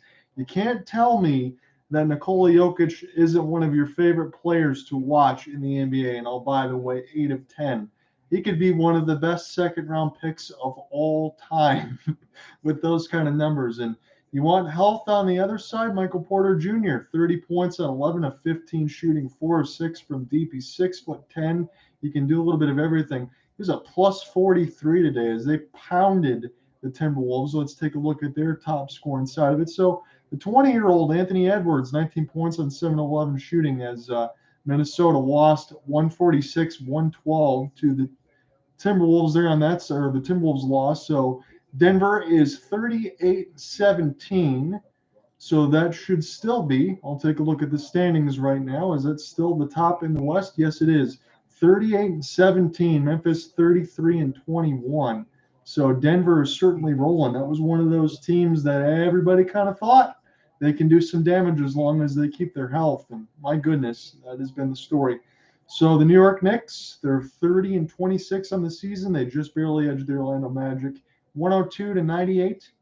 Julius Randle having another fantastic year, 22 points, 14 rebounds, 6 assists. And let's see, Jalen Brunson, 25, 9 of 13 shooting, 5 assists, 2 steals. I know Charles Barkley a couple weeks ago when I was watching the Inside the NBA, when it wasn't a Thursday, not the Tuesday broadcast that we got right now. It was Kenny and Shaq, and they made fun of Chuck when he said this, but he honestly had a point. Was Jalen Brunson one of the best free agent pickups of all time? And everybody laughed and was like, well, you got to throw Kevin Durant. I don't think you can count Kevin Durant in that situation. It's just not fair. He's a bona fide superstar. Jalen Brunson is not that yet, but you know what Jalen Brunson is? He's a fantastic player that puts the ball in the bucket. And the Knicks finally got what they wanted.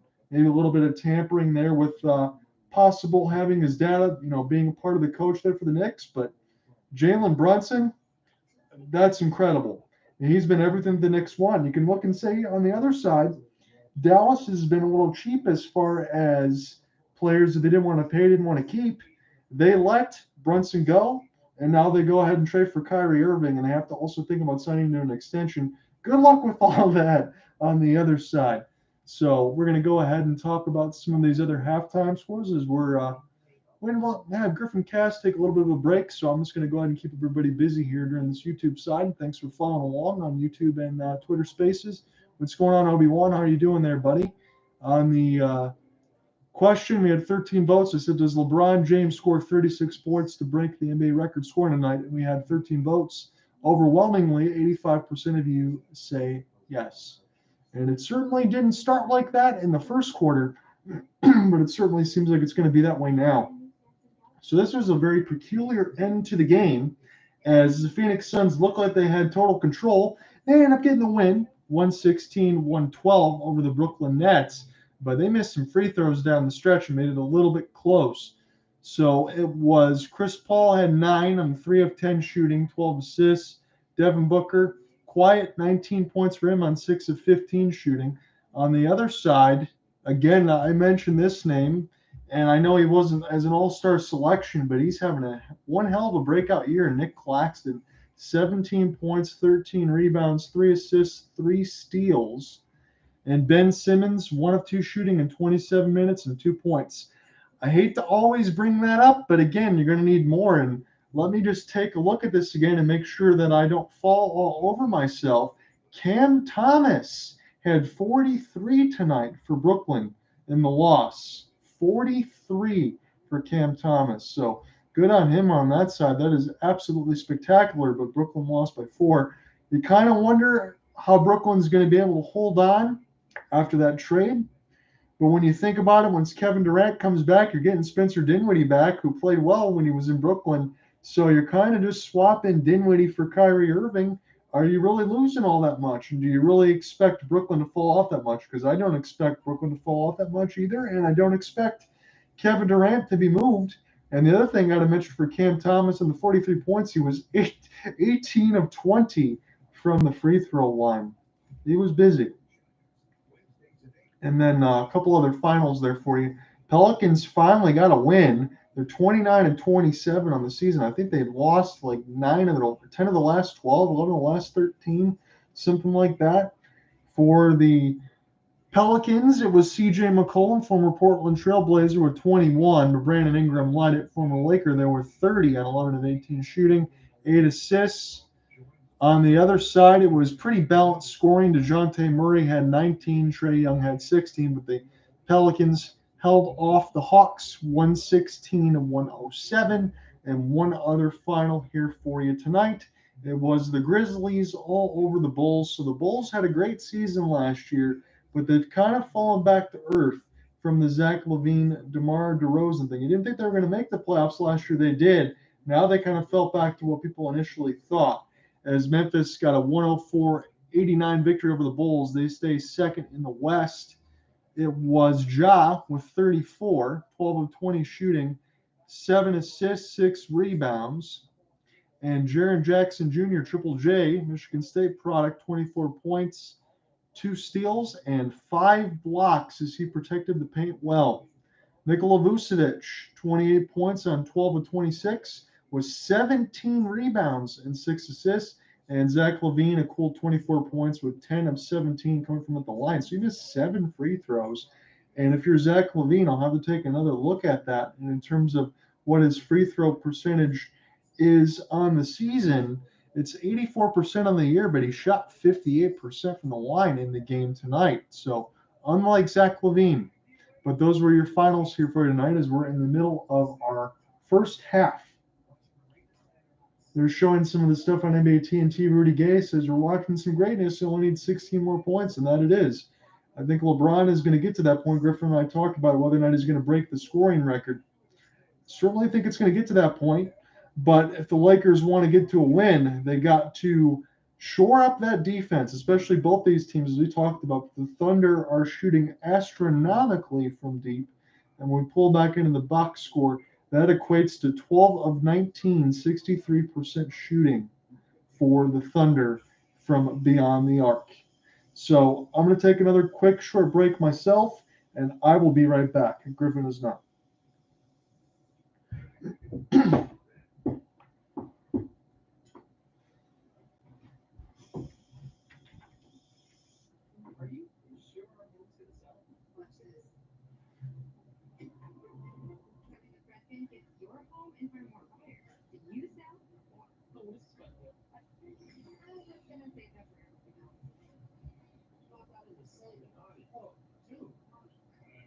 Too much for those glasses. Next time, go to America's Best for 2 pairs and a free quality eyes. And start at just $79.95. Look what's on today at americasbest.com. Everyone gets a BK stacker. Blue linebacker.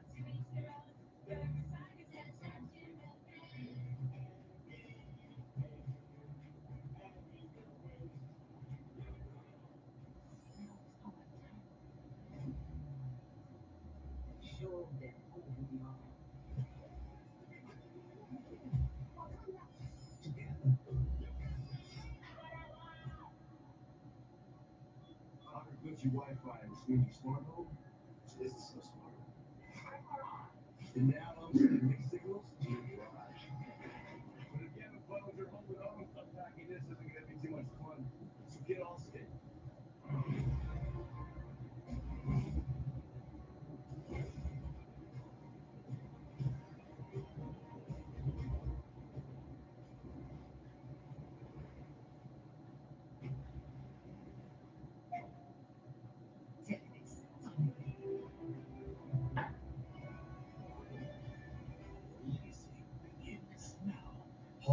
legacy rated TNT. The all-new season of Impractical Jokers is so big. We're putting it on 2 networks. Impractical Jokers, all new episodes premiere Thursday at 10 on the networks of True TV and TBS. Go to NBAStore.com and get today's special offer. Shop now.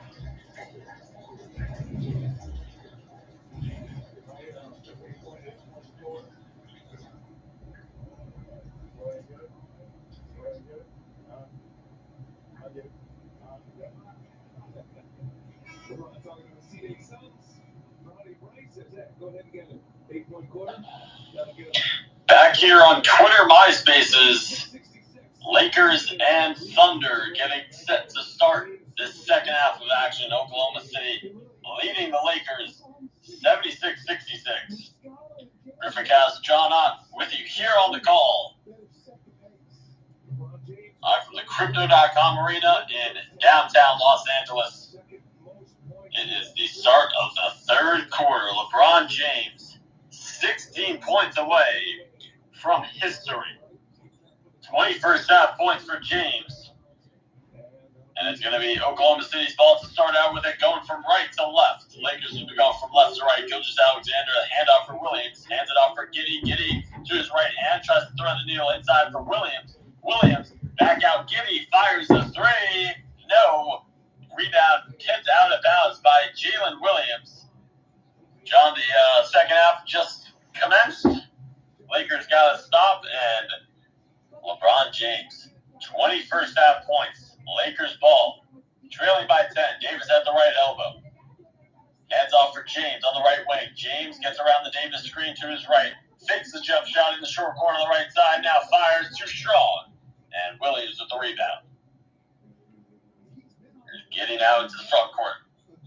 Chest pass to Williams, who gets the chest pass to Gilgeous-Alexander between the circles, gets to his left hand, penetrates back out. Williams back to Gilgeous-Alexander with 8 on the shot clock on the left wing.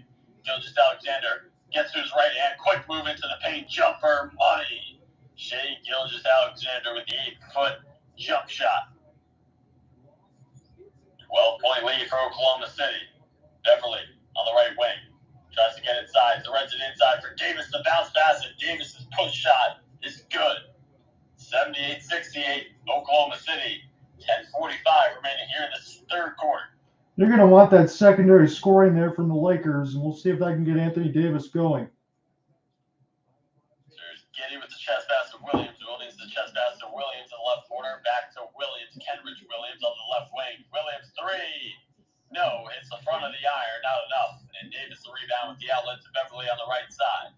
Beverly lost it in for James. As it goes out of bounds, they're going to say last touch for Los Angeles. Oklahoma City ball with 10:21 to play in the third. Second foul on Beverly. Just getting started here in the third quarter. LeBron Watch is on after Williams near the timeline, getting harassed by Beverly, and they're going to call Beverly for the reach-in foul on the perimeter. Beverly a little fired up about the call. 78-68, Oklahoma City. If you're just tuning in, Griffin, Kass alongside John Ott here on the call. On Twitter, MySpaces. Here's Jalen Williams getting to his left hand, find the back door to Giddey. Beverly fell asleep, and Giddey went baseline, and Williams found the cutter. That's just such a pretty play there, Griffin. Horrible defensive breakdown there, too, from the Lakers. Schroeder on the left wing, getting to his right hand, pulls up at the foul line and sticks the jumper. Dennis Schroeder gets the Lakers going here in the second half.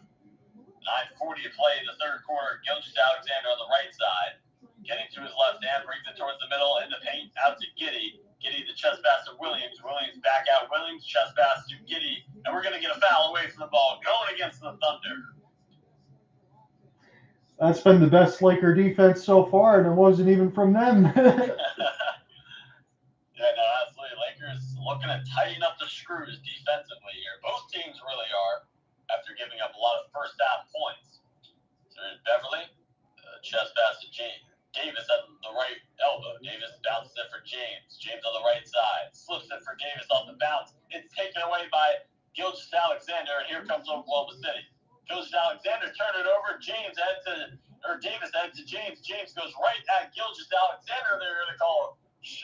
for the reach-in foul. I like that there, Griffin. I like that, though, because most other players would just let him get the 2. Shai Gilgeous said, no, we're in it at the line.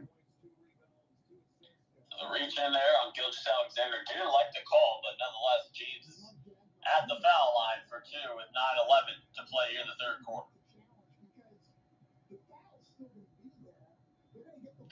15 points away. 15 points away, like you said, and there are so many celebrities in the Crypto.com arena crowd, it's kind of overwhelming. James gets the first of 2. Yeah, like you mentioned, there are a ton of celebrities here on hand for LeBron James to possibly make NBA history. The entire family is here. LeBron's mom, Gloria, wife, Savannah. I'm sure Zuri is somewhere over there, but we saw Bryce and Bronny on the baseline. So LeBron knocks down both, 22 points, 6 for 11 from the field. Giddey spinning into the lane, kick out for Williams in left corner, fakes the 3, now drives, couldn't finish, but he got whacked by Schroeder. So Jalen Williams heading to the foul line for 2 free throws. I can say this as a long-suffering Pistons fan now. I would love to have at least one of these young players in Oklahoma City. It looks like all these guys can ball. Yeah, no, absolutely.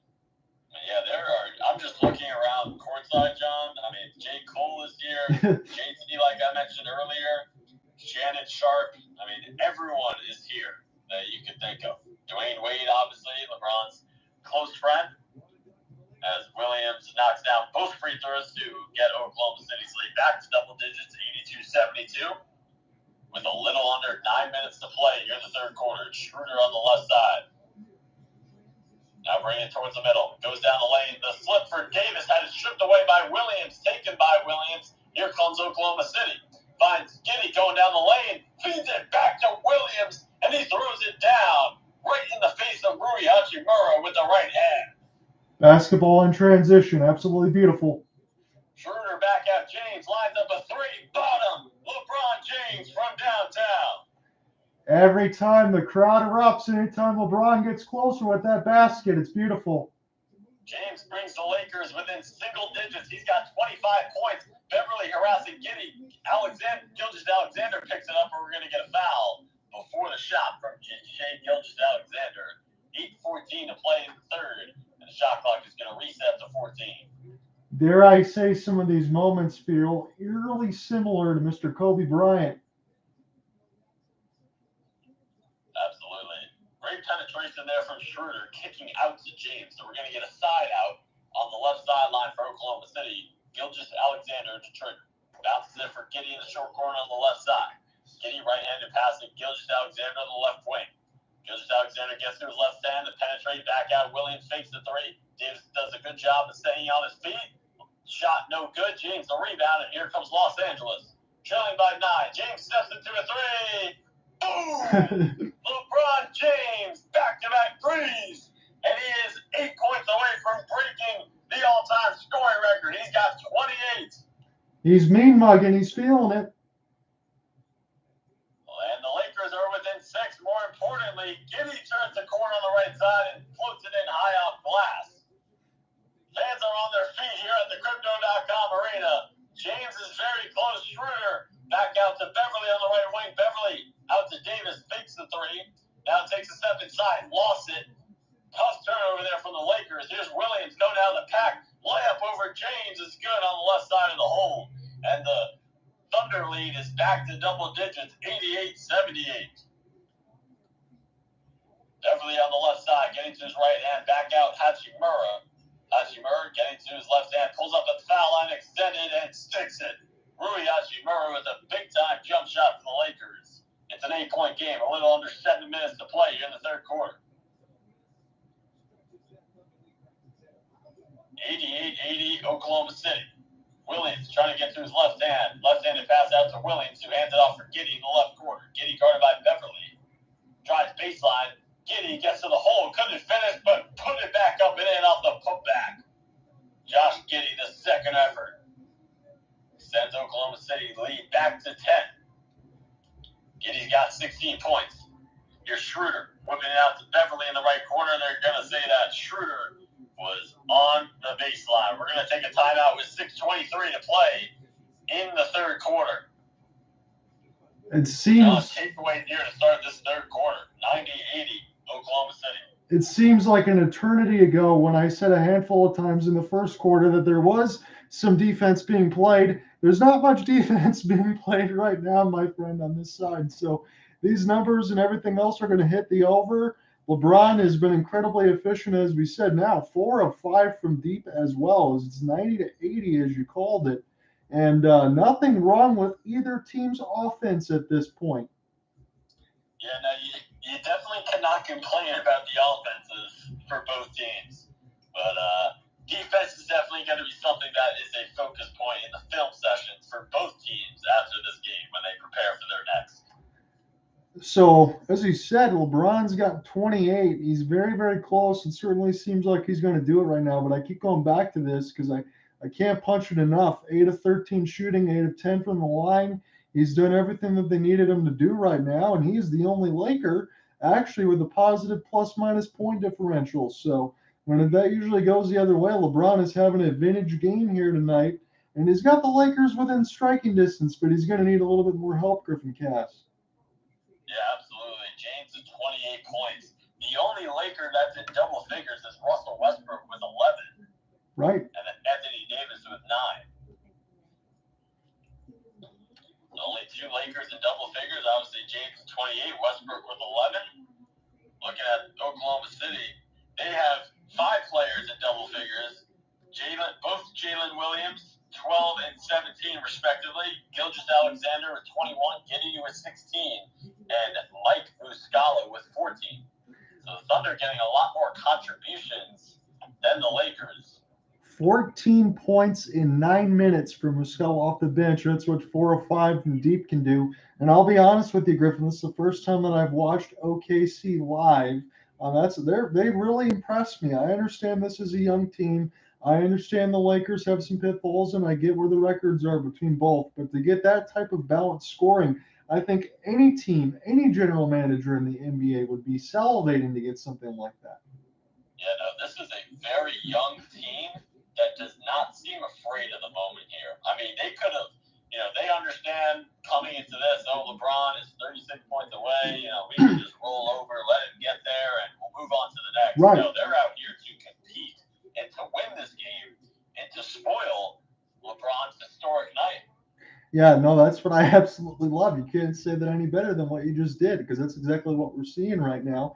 And again, we've said it, but can the three-point shooting percentage, can that be stopped? Because right now, OKC's still shooting about 57%.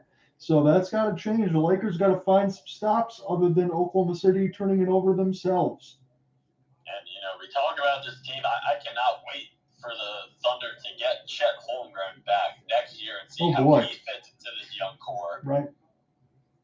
Going to be very interesting. Chet Holmgren, still only 20 years old. And missing his rookie year this year because of his foot injury that he sustained in a crossover, Jamal Crawford's crossover pro-am game in Seattle over the summer. LeBron was actually in the play that injured Chet Holmgren. He went at him full head of steam, and Chet landed awkwardly, getting, driven at by LeBron as Gilgeous-Alexander knocks in the mid-range shot on the left side. He was putting a little crossover in on his own shit, Gilgeous. That was gorgeous. Lead back to a dozen for Oklahoma City. 5:45 to play in the third. Westbrook getting the screen from James. Westbrook tried to slip it to him, but a miscommunication there. James was popping. Here's Giddey, high off glass, couldn't lay it in. James snatches the rebound and outlets to Westbrook on the right side. Westbrook brings it towards the middle, now goes to the left wing. Bryant sending the screen. Westbrook thought about the three. Now he's going to get to his right hand. Gets all the way to the hole, but he missed the bunny. Rebound, Giddey. Here comes the Thunder with the 5-on-4. Threw it right into the hands of James. And now Westbrook comes ahead with the steal. The feed to James. James lays it in with the right hand off glass, and he's 6 points away. James has 30. 9 for 14 from the field, 4 for 5 from downtown. Gilgeous-Alexander, the jump shot, no. Rebound, Bryant, here comes James. James, full head of steam into the paint. They're going to call it charging violation on LeBron. Great job of setting Jalen Williams, and James acknowledges it from Jalen Williams. No doubt about that, Griffin. There's not too many players that want to take 240 plus pounds right in the chest. Good job. 240 plus pounds of pure steel from LeBron. So 92-82 Oklahoma City, 4:50 to play here in the third quarter. LeBron James 6 points away from breaking the all-time scoring record. Jalen Williams stops, pops, paint jump shot, no. James the rebound on the weak side. James gets to his left hand, spins into the paint, off glass, no. Offensive rebound, Bryant back up and in. Thomas Bryant doing work down low, and Oklahoma City's going to want to call a timeout. 92-84 Thunder with 4:31 remaining in the third quarter. Griffin, this feels like maybe the second time here that the Lakers have gotten within 8. That's about as close as they've gotten with some of these runs Oklahoma City has. So we'll see if they can sustain it, have a little bit of a stronger end of this third, and give themselves a chance when they get into the fourth quarter shortly. Yeah, absolutely. Nearing the ending minutes here in the third quarter. Lakers within 8. Something that'd be interesting to see how this third quarter ends. Honestly, 1 or 2 for Oklahoma City. Again, I'm going to wonder if Mike Muscala is going to get some more time, or if he spent all his energy in the 9 minutes getting 14 points. Might be able to give him some bench time before the end of this third. No doubt. And it's you think LeBron's going to do it by the end of the third here? I think it's very possible there, Griffin. And I honestly, if you would have asked me from the very beginning if LeBron was going to do it tonight, I thought he might have ended up 3-4 points short. I know that's sacrilege to say, but again, you used to go ahead and think it's still difficult to score another 36 points in a game, but it's just because it's LeBron, it looks so routine. Yeah, absolutely. So we're about to be coming out of the timeout here soon enough. You look at LeBron, 30 points tonight for the Lakers. And they've needed every one of these. No doubt. It's interesting to see how much LeBron is going to have to carry the scoring load here tonight. He's right at his average, correct, with 30 points right now. So, I mean, he's having one heck of a ball game here, and we'll see if they can continue that. Again, as we talk about going into this broadcast, both these teams about a game and a half out, respectively, of the spot number 10 for the play-in to qualify for that. And again, if the Lakers are completely healthy going into that, you would imagine they'd have a good chance. Steph Curry got injured a little bit, so he's going to be out for a few weeks, but a vintage performance the other day from Klay Thompson in the win for Golden State over Oklahoma City. I believe he hit like 11 threes last night. He was incredible.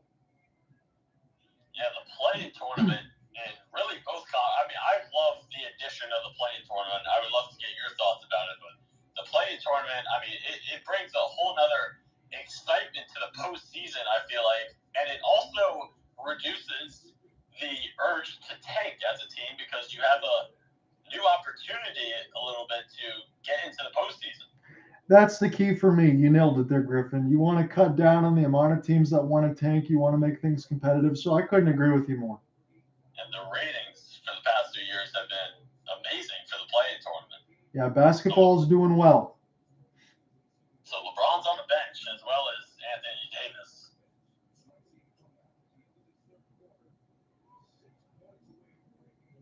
So it's going to be Oklahoma City's ball here. 4.5 to play in the third quarter.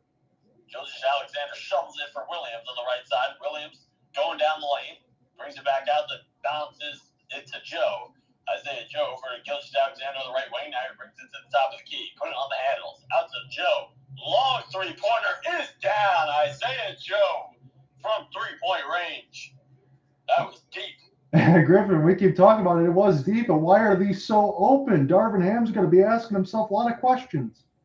Westbrook, the pull-up from the right elbow is too strong, and here comes Gilgeous-Alexander with an 11-point lead. Gilgeous-Alexander gets to his left hand all the way to the hole and lays it in with the right hand off the glass. The Lakers Lakers can do nothing to stop Shai. No, he's a Swiss Army knife right now. Westbrook bounces it. Brown Jr. lays it in off glass. 97-86, Oklahoma City. 3:25 to play here in the third quarter. Lakers in a 2-3 zone. Gilgeous-Alexander over to Williams. Bounces it for Joe in the left corner. Short on the three. And Walker with the rebound. Walker into the front corner now on the left side. Lonnie Walker brings it towards the middle.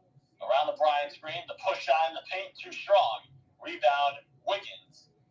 With 3 minutes to play in the third quarter. Here comes Aaron Wiggins. With the pass to Joe on the left wing. Isaiah Joe, the chest pass to Muscala. Straight away triple. Mike Muscala can't hit. And Schroeder with the rebound as he brings it to the front court on the right side. Schroeder over to Troy Brown Jr. Left wing three. That's money. Troy Brown Jr. from downtown, and the Lakers are within 8.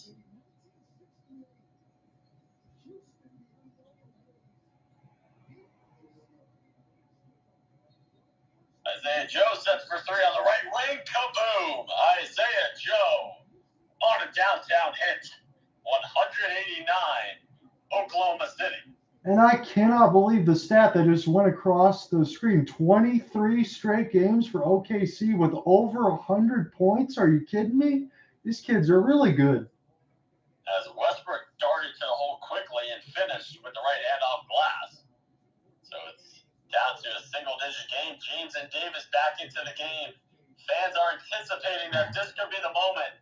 James back into the game with 2:14 remaining in the third. So here we are, John. We're really looking at it now. James 6 points away. That would be two three-pointers, excuse me. He's got the same number that's on his jersey right now. That's all he needs, folks. 6. Westbrook, the lob for Davis, and we're going to get a foul on the floor going against Oklahoma City. 2:09 remaining in the third quarter. It's going to be a side out for the Lakers on the right sideline. Lonnie Walker triggers it into Westbrook on the right wing. James comes to set the screen to Westbrook's left. Westbrook uses it. Now lobs it in for James. He touches it and puts it in off the glass. 4 points away is LeBron James. And the Lakers are within 7. James 32 points, 10 for 16 from the field. A bullet pass inside from Gilgeous-Alexander to Williams, and Williams finds Muscala in the short corner on the right side, and he drills the jumper. 102-93. Oklahoma City, the lob inside for Davis from Westbrook, and Davis softly lays it in. Westbrook's getting some alley-oop practice here with LeBron and Anthony Davis. I love it. All fans are on their feet. No one's sitting here at the Crypto.com arena. Gilgeous-Alexander splits the defense, and we're going to get a foul on the floor. The shot clock resets to 14 with 1:23 remaining in the third. Yeah, anyone that has the bet for LeBron to finish it within 3 quarters might be sweating a little bit here. So side out on the right sideline, they get into Gilgeous-Alexander. 10 on the shot clock. Guarded by Troy Brown Jr. Moving to his left into the paint. The push shot. High jump shot. No. Rebound fought for. Won by Davis as he saves it in. Lonnie Walker in the feed for James. He lays it in. And James is 2 points away. That was an incredible effort play there, Griffin, by Anthony Davis. Falling into the crowd, saving it for LeBron to get a layup. And again, just 2 points away from breaking Kareem-Abdul-Jabbar's record. Unbelievable. We're going to take a timeout here. Lonnie Walker, the shovel to LeBron.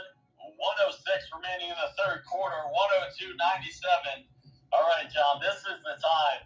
What are we thinking that LeBron is going to go to here to break the scoring record? He's 2 points away, so a 2-point sky hook would do it. I would love to see that. I know we talked about that from the open, but why not try to imitate the wall cinder Kareem-Abdul-Jabbar and do the sky hook? That would be tremendous. I'm feeling that he's 2 points away. I'm feeling the sky hook is coming. I feel like he's going to try it. I would love to see it. Again, I went for the Thunder's dunk as one of the easy ones because, again, it's been a signature staple of LeBron's career. And even when he gutted out the heart of the going-to-work Pistons that I've been a fan of, LeBron's just been incredible throughout his whole 20 seasons. So consistent, and now just 2 points away with a minute really left to go in the third. Unbelievable. Just looking at Twitter right now, so many people are like, it's about to happen.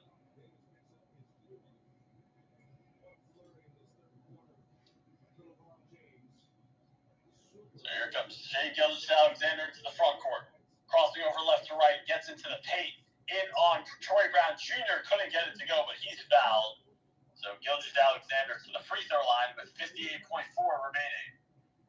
I know we can talk about some of the superlatives or back thereof there for the Lakers, but I just don't know how you stop SGA right now. He's just living at the line, and he's doing work. Knocks down the first of two. And this one would make it a 3-possession game. 103-97 Oklahoma City.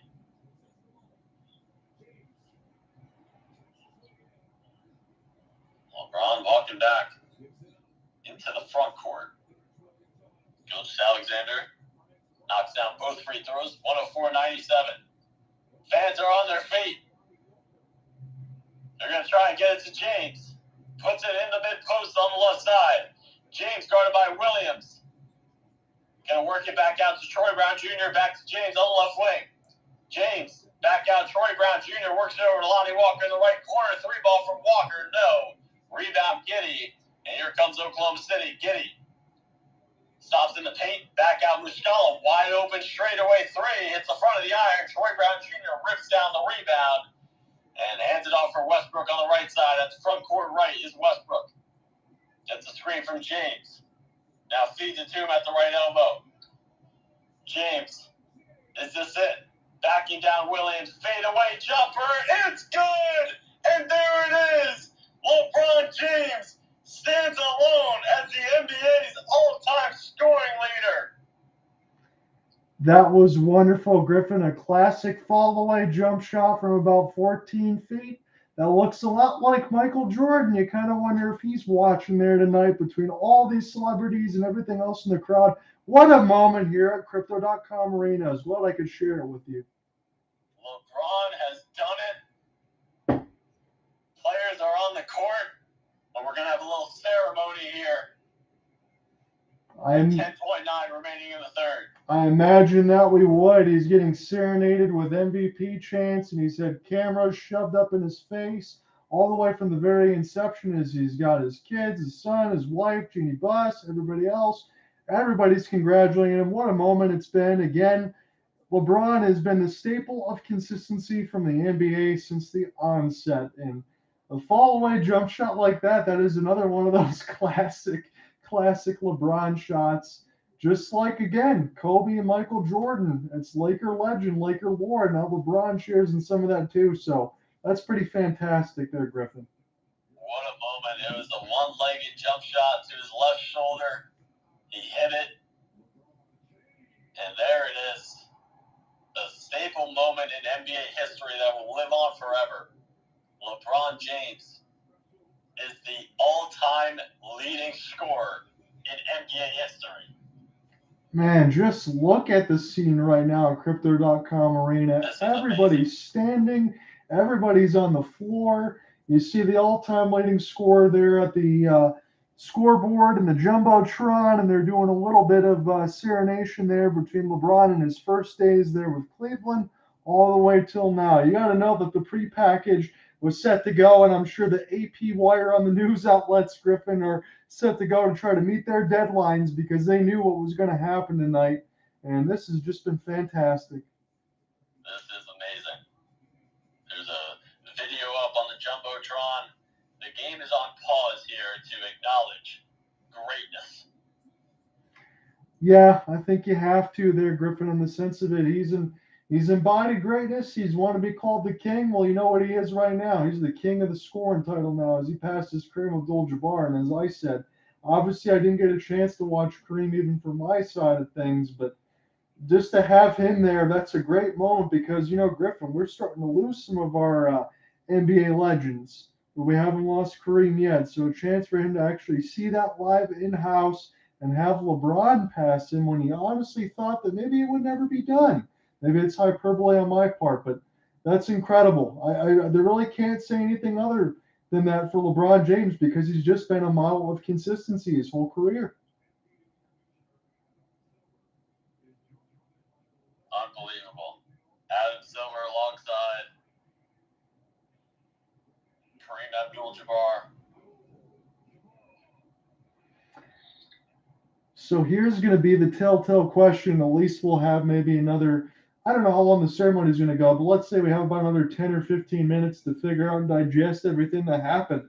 Well, we do have, while this ceremony is going on and Adam Silver is starting to speak, we do have a game that's really close right now, 104.99 with 11 seconds left to go in the third. So anything can happen, and you kind of wonder if everybody's going to be feeling butterflies going into the fourth.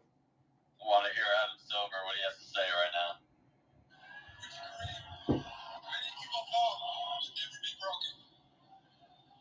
LeBron, you are the NBA's all-time scoring leader. Congratulations.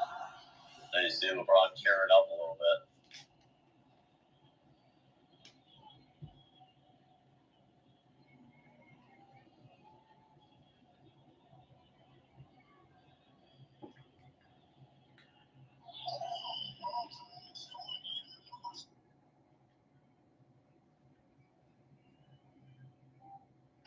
That's incredible there, my friend. I'm glad that you're able to get that audio in there live because I know I have the game story and everything else to share with our cast. So I really appreciate you getting that audio in there, as this has just been a terrific sight. Again, I can run out of superlatives to say. I wonder if LeBron's going to take the mic and share some words. So if you want to get that for us, if he happens to, he is actually starting to tear up a little bit on my screen. So he's definitely absorbing this moment, and it's very, very well deserved. I mean, for Christ's sake there, Griffin, he bought a title to the Cleveland Cavaliers. This is incredible.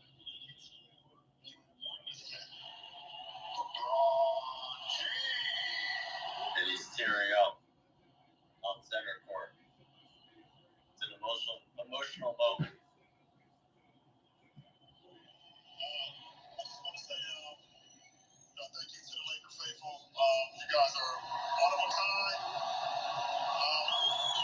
To be able to be in the presence of such a legend and great as Kareem, it means so much to me. It's very humbling.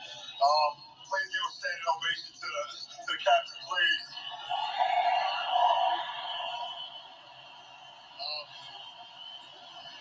My beautiful wife, my daughter, my two boys, my friends, my boys, my family, my mother, all my, man, everybody that's ever been a part of this run with me the last 20 years, 20 plus years. I just want to say I thank you so much because I wouldn't be me without y'all. All y'all help, all y'all passion, all y'all sacrifices helped me get to this point. And to the NBA, to Adam Silver, to the late great David Stern, I thank you guys so much for allowing me to be a part of something I've always dreamed about. And I will never, ever, in a million years, take this even better than what it is tonight. So, fuck, man. Thank you guys.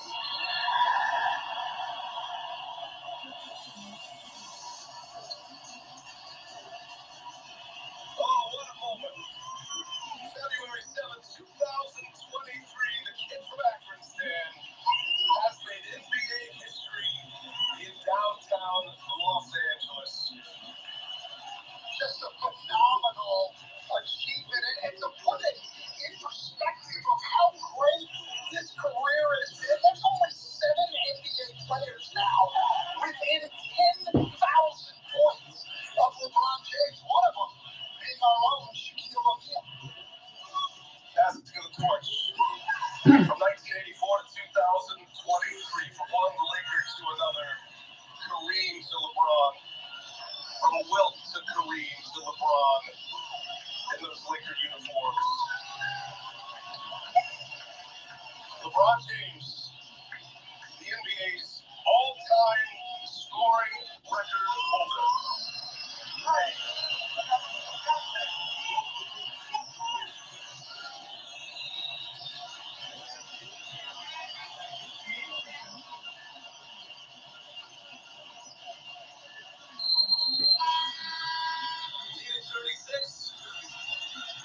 Needed only 26 minutes to get to 36. He brings Magic Johnson. And now we got a game to play.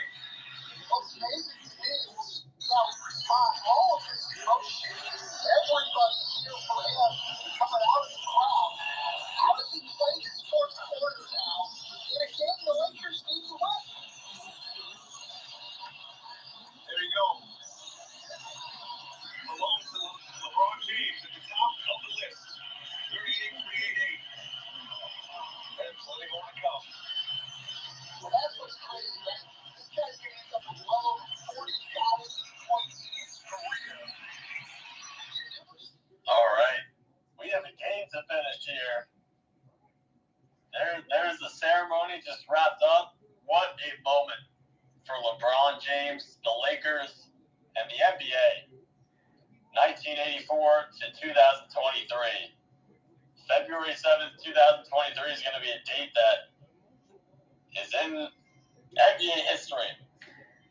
It's something that you and I are never going to forget. And I also like that LeBron also made the mention to David Stern as well, because the NBA grew into the cable game and went on TNT and it blossomed, and now we are where we are today. Wouldn't be there without him. So we got a closely contested game now that that's out of the way per se. We got 10.9 seconds remaining in the third quarter. Oklahoma City 104, Los Angeles 99. We're back into action with Giddey into the front court on the right side.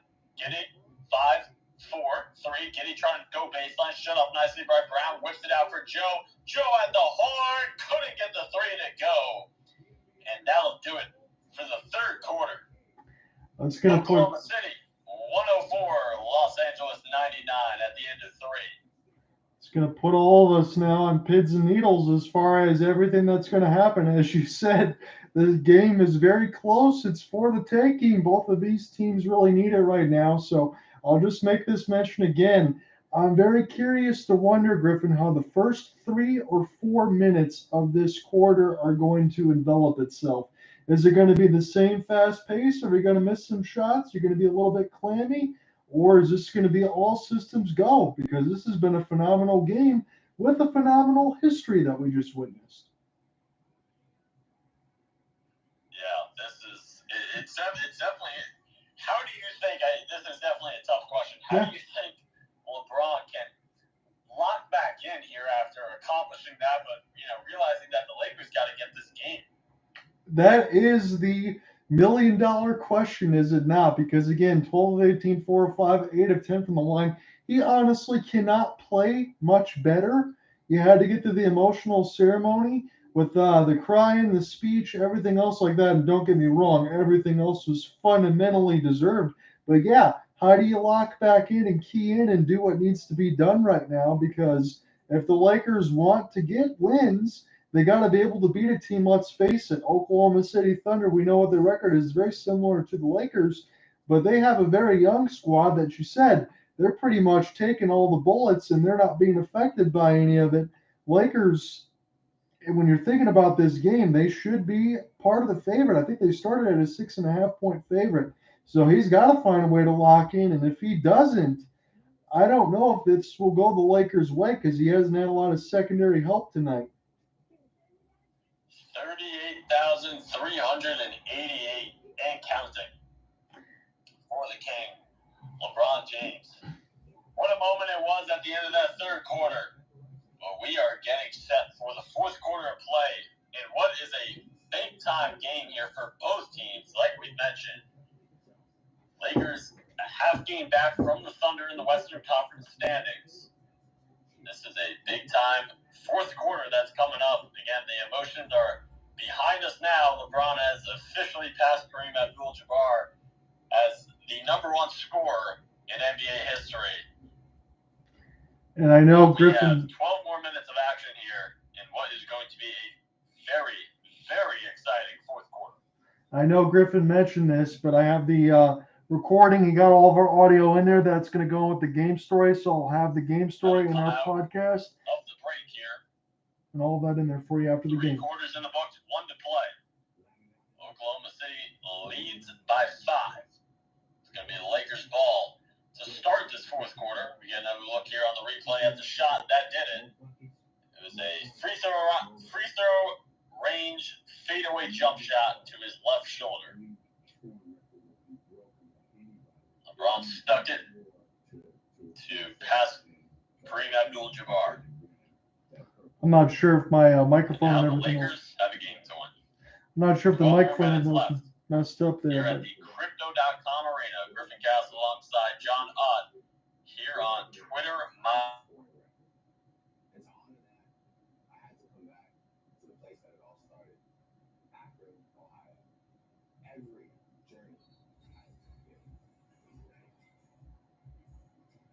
I think we lost a little bit on the feed. That's why stuff was going in and out. If I do get Griffin Kass back, I will put that in there. So right now it's 11:48 left to go in the fourth. I lost him completely, and I think that's why he couldn't hear me when I was trying to talk on some of the stuff. So I'm going to give you this play-by-play here, as this is picked up now by Isaiah Joe. So that's what we got right now. He might have lost the feed in general. So this is picked up by Brown, and the Lakers will take this now left to right across the timeline, drop pass. They give this to Trey, picked up now by Russell Westbrook. Westbrook going to take his time near the right side elbow. He's going to try to lean in, and it's going to get last touch off of and stay with the Lakers as this bounces off of Westbrook. So 11:16 left to go in the fourth, 9 seconds left to go on the shot clock. Josh Giddey wants to get some clarifications. Don't think he's going to get that, though. But maybe Mark Daigneault is actually going to go ahead and challenge this thing.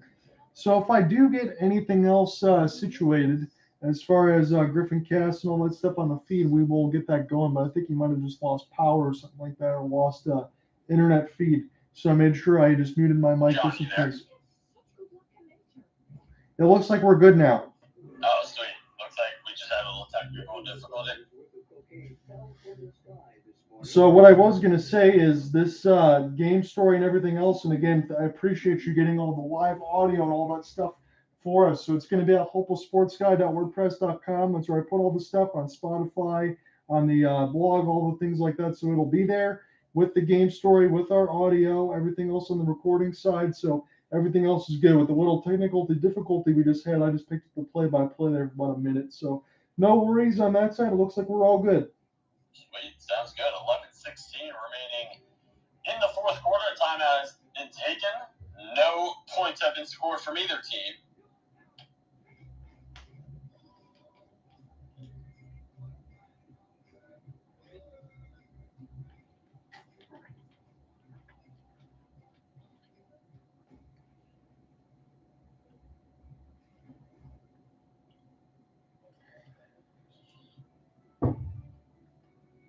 So we got the trade deadline upcoming on Thursday, but I think the biggest thing had already happened with Kyrie Irving going to the Dallas Mavericks. Griffin, what do you think? Does that change Dallas's fortunes at all?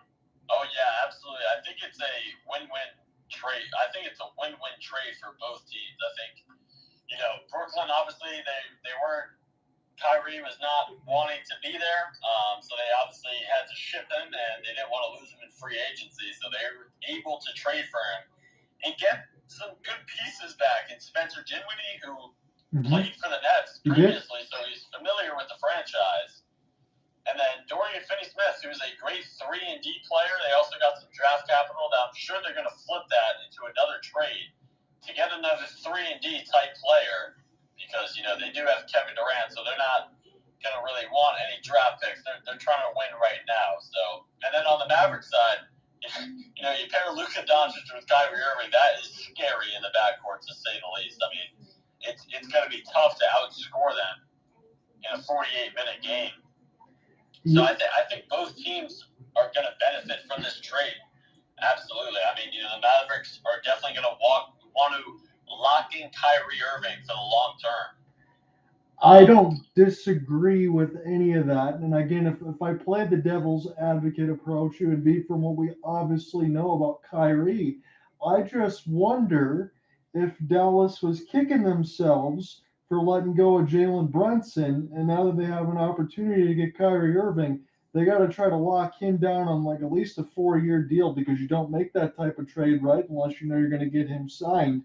Nico Harrison's got to figure that out. Supposedly Kyrie and Nico have a good relationship. If Mark Cuban's going to be the one to wax poetic here for Kyrie Irving, maybe make it work, because like you said, Luka doesn't have to score 50 every night just to get a win, and they need that point production. No doubt, yeah. I think it's going to work out for both teams. But yeah, no, I mean, Dallas is definitely going to lose the trade if Kyrie Irving does walk in free agency. Right. Again, because you had Jalen Brunson. He was really good. The Knicks are enjoying his services. Oh, absolutely. The Knicks are thoroughly enjoying his services. We're getting more looks here. I know I'm about 40 seconds ahead of Griffin Kass there, but some hugs there between LeBron and his teammates, Magic Johnson, everything else. The TNT audio side. Again, Griffin gave us the full audio from the live ceremony, so that's going to go pair well with this broadcast. But again, this has been a very close game, 104-99. Yeah, and again, this is a high-stake game here in the Western Conference for the Thunder and the Lakers. Again, Thunder own the 12th seed in the West. They are half a game above the 13th seed, the Los Angeles Lakers. So yeah, no, this is a big-time game here. We're returned back to action. Thunder ball with 50 seconds played in this fourth quarter. Jalen Williams with the bounce to Josh Giddey in the mid-post on the left side. Shovels Isaiah Joe back to Williams. Williams at the foul line extended. Pulls up the long two and buries it. Jalen Williams with the big-time shot to get Oklahoma City on the board here in this fourth quarter. 106-99. The Thunder. Westbrook the swing to Lonnie Walker. Back to Westbrook. Westbrook at the right elbow. Now brings it to the top of the key. Guarded by Joe. Gets to his left hand. Backing in Joe. Got him up in the air. Ball is knocked around to Hachimura in the short corner on the right side. Gets Giddey up in the air. Tough jump shot. No problem. Rui Hachimura knocks it down on the right elbow. That was a great basket there by Hachimura. He didn't have a lot of time to work with, but he stayed poised and patient. So 10:20 to play in regulation.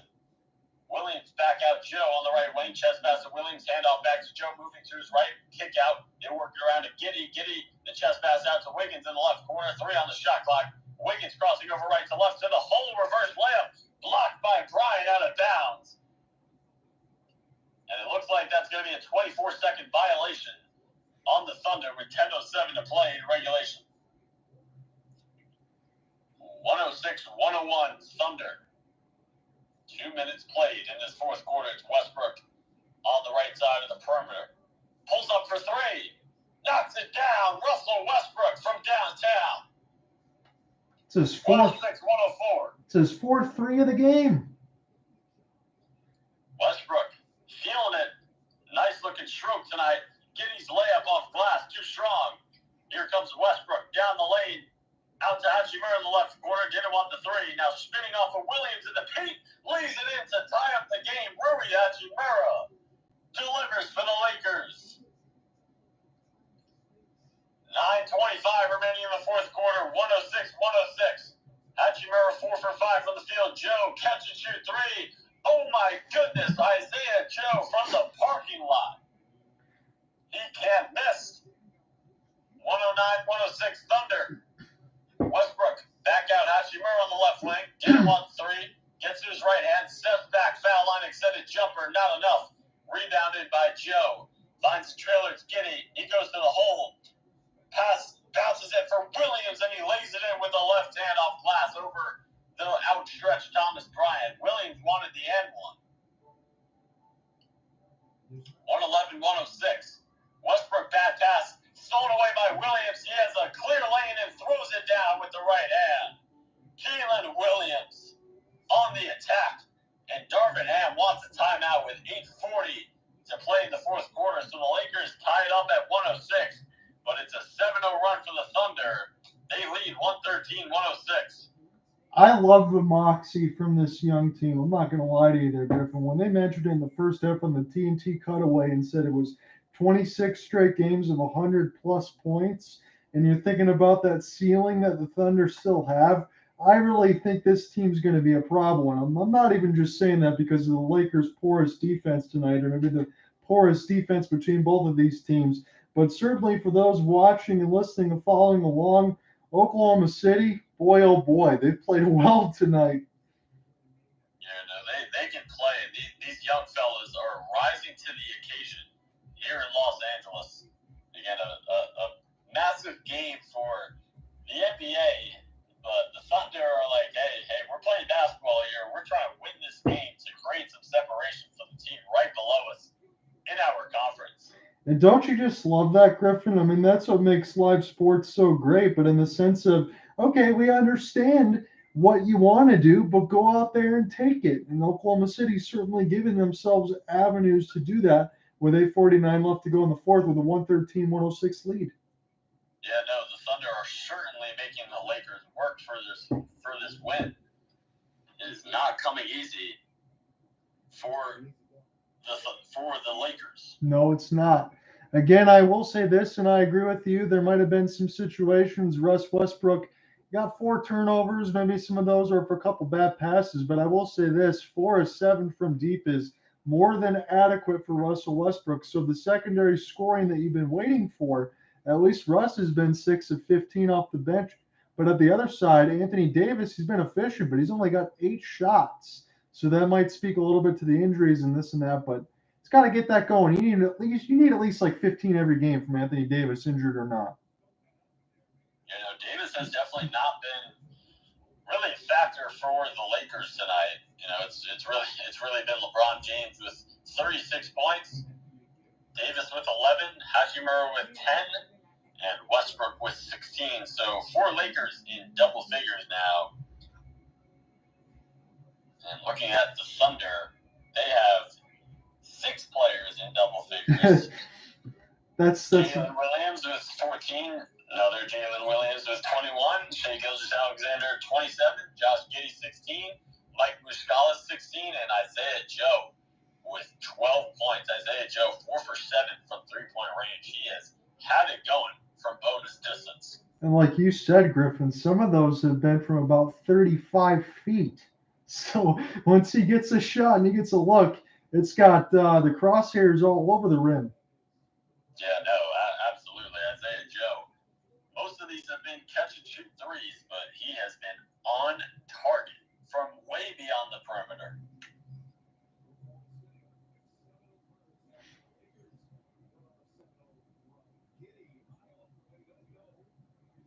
Another look here at the LeBron James celebration that just took place. Here's Lonnie Walker teeing up a 3 in the right corner. Doesn't get it to go. Giddey the rebound on the left side of the goal. Giddey pushes it into the front court.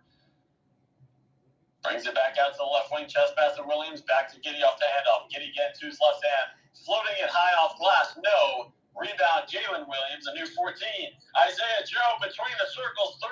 No. And Davis the rebound. Outlets to Schroeder on the left side. Schroeder on the left wing.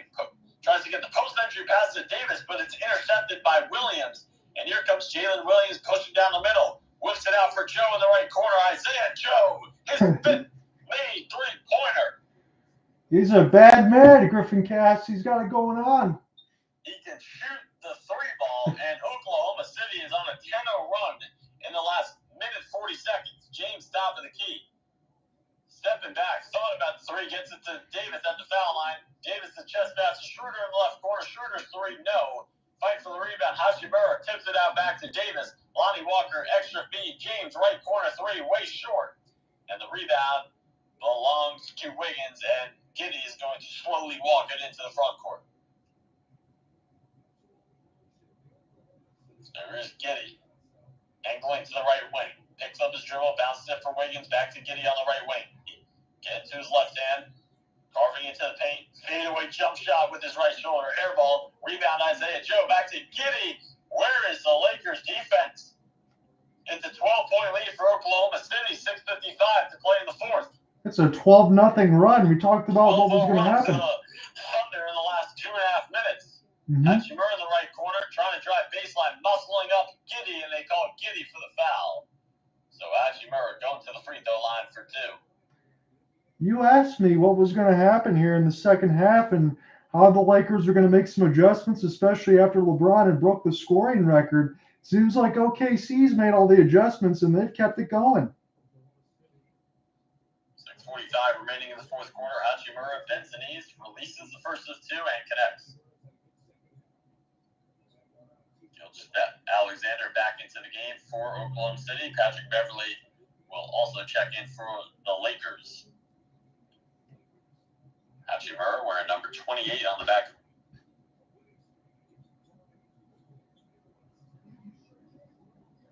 I think we might be getting another technical part of it. So this is picked up now by LeBron. I'm going to step back toward the top of the key side and get it back there from Rui Hachimura.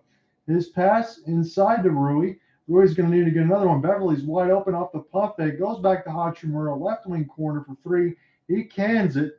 So the Lakers are now within 118-110 They've been hovering around that 8-point marker all night, but they just can't stop the well-oiled machine of the Oklahoma City Thunder. They're just making baskets everywhere.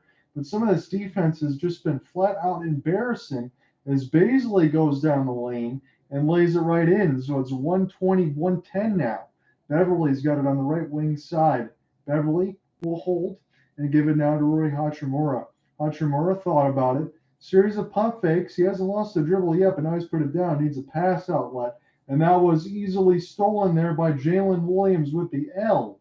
Picked up now. It's a floater from Muscala that goes off the front of the rim, and it's saved by Anthony Davis to LeBron James with 5:15 left to go in the fourth. James spins, tries to get down the lane. Extra pass to Beverly, now to Dennis Schroeder. Schroeder, he's going to spin down the lane and lay it in. As now it's 120-112 with 5 minutes left to go in this fourth quarter. John, I'm with you with Griffin Kass. Had a little bit of issues there on the Twitter side, so I want to make sure I get this call in and not leave everybody hanging. This Shai Gilgeous misses from about 18, and this is rebounded by Rui Hachimura, now given to LeBron James. James, outstretched pass there. Beverly, he's going to take the three and miss it all. It was wide open, but nobody hustled for the rebound. Where was Anthony Davis on that one? Shai Gilgeous, top of the key for three. Knocks it down for SGA. 123-112. Now Schroeder. Anthony Davis, they'll crisscross. Schroeder has on the right wing side. He's stripped by SGA, and they're going to call a foul on the floor before he has a chance to go to the complete races and lay it in. So 4:28 as the space has officially ended. So I'm going to go ahead and call the rest of this game here. I got most of this stuff in there with Griffin Kass as we've had some issues on that side at the end of it, but he got our live audio for us. We got a really good call on that side. So I'm going to finish this out here for the rest of you guys. So right now, it's 4:28 left to go in the fourth. Again, the full game story is going to follow hopelesssportsguy.wordpress.com. So I hope you stick around for that. And I appreciate Griffin Kass able to work with me a little bit. Again, it might have been a little bit of internet issues or things like that, but we'll close it out on this side. So now, Schroeder, Gilgeous-Alexander, that was the foul that was called on the floor. And that negated anything for the fast break side. They might give one of those take fouls. They do that in the NBA now as far as everything else that's going on. But we'll go ahead and finish this call out. So we're going to have these reps and stuff talk on the floor. I'm going to go ahead and just message Griffin here just to let him know. So 4:28 left to go in this game. It's 123-112 in favor of Oklahoma City. And it's been a game that's pretty much all systems go. We know about LeBron and the scoring record. He broke Kareem-Abdul-Jabbar's record here tonight, but it was most important for the Lakers nonetheless. I know what the fans have been talking about, that they wanted to see the record be broken, but they need to get a win to get back into this play-in side of it. And that's what can't be lost in all of this. So common foul is going to be called on the floor. This should be a Oklahoma City Thunder ball. Apologies, I'm just sending out a text at the same time. So they're going to see whether it's a transition take or a clear path. And I'm going to pull this back up here in one moment. So this is a chance for Williams to bring this one out. Sideline out of bounds. He has it on the right wing side. Isaiah Joe gets the pump fake, gets Russell Westbrook in the air. Now back to Williams again. Now Joe. Joe shoots from about 32. He misses that one, man. He's been sharp from three, though. He's been all over it. As Russell Westbrook explodes down the lane and kisses it off the glass. It's 123-114 with 3:55 left to go in this fourth. John on here with you to finish out the rest of the game. Thankful for Griffin Kass to be able to do most of this call with me. We're going to take a timeout. And with 3:56, we'll see who takes this one.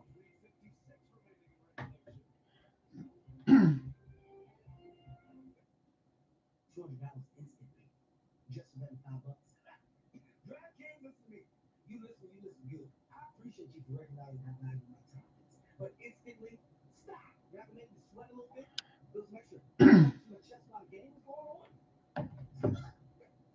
So we're on a commercial break right now. I'm going to finish out the rest of this game and the Griffin Kass, everything else, he's all set to go here on that. He's got to get going to sleep here because he's a Quinnipiac University student on that side. He was able to join this late game and we just wanted to see this record be broken.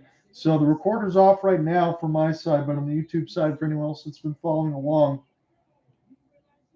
we will get you the complete game story as always at hopelesssportsguy.wordpress.com. And then my next broadcast will be with Mr. Cooper Hopkins, none other than him on that side, as we will call the Calgary Flames and the Detroit Red Wings. Red Wings got spanked by the Edmonton Oilers tonight, as I kind of expected. So we'll see if Detroit can bring out anything against Calgary. But to be honest, I will never say anything disparaging about my partner, but his team needs to get the win more so than my Red Wings do. We're kind of playing more for those picks. So I'm kind of hoping it just goes that way for the Flames. I'm kind of expecting it to go that way. But again, after that hellacious game that was played between the Rangers and the Flames the other day, I'm glad they got the extra days off. They need the rest.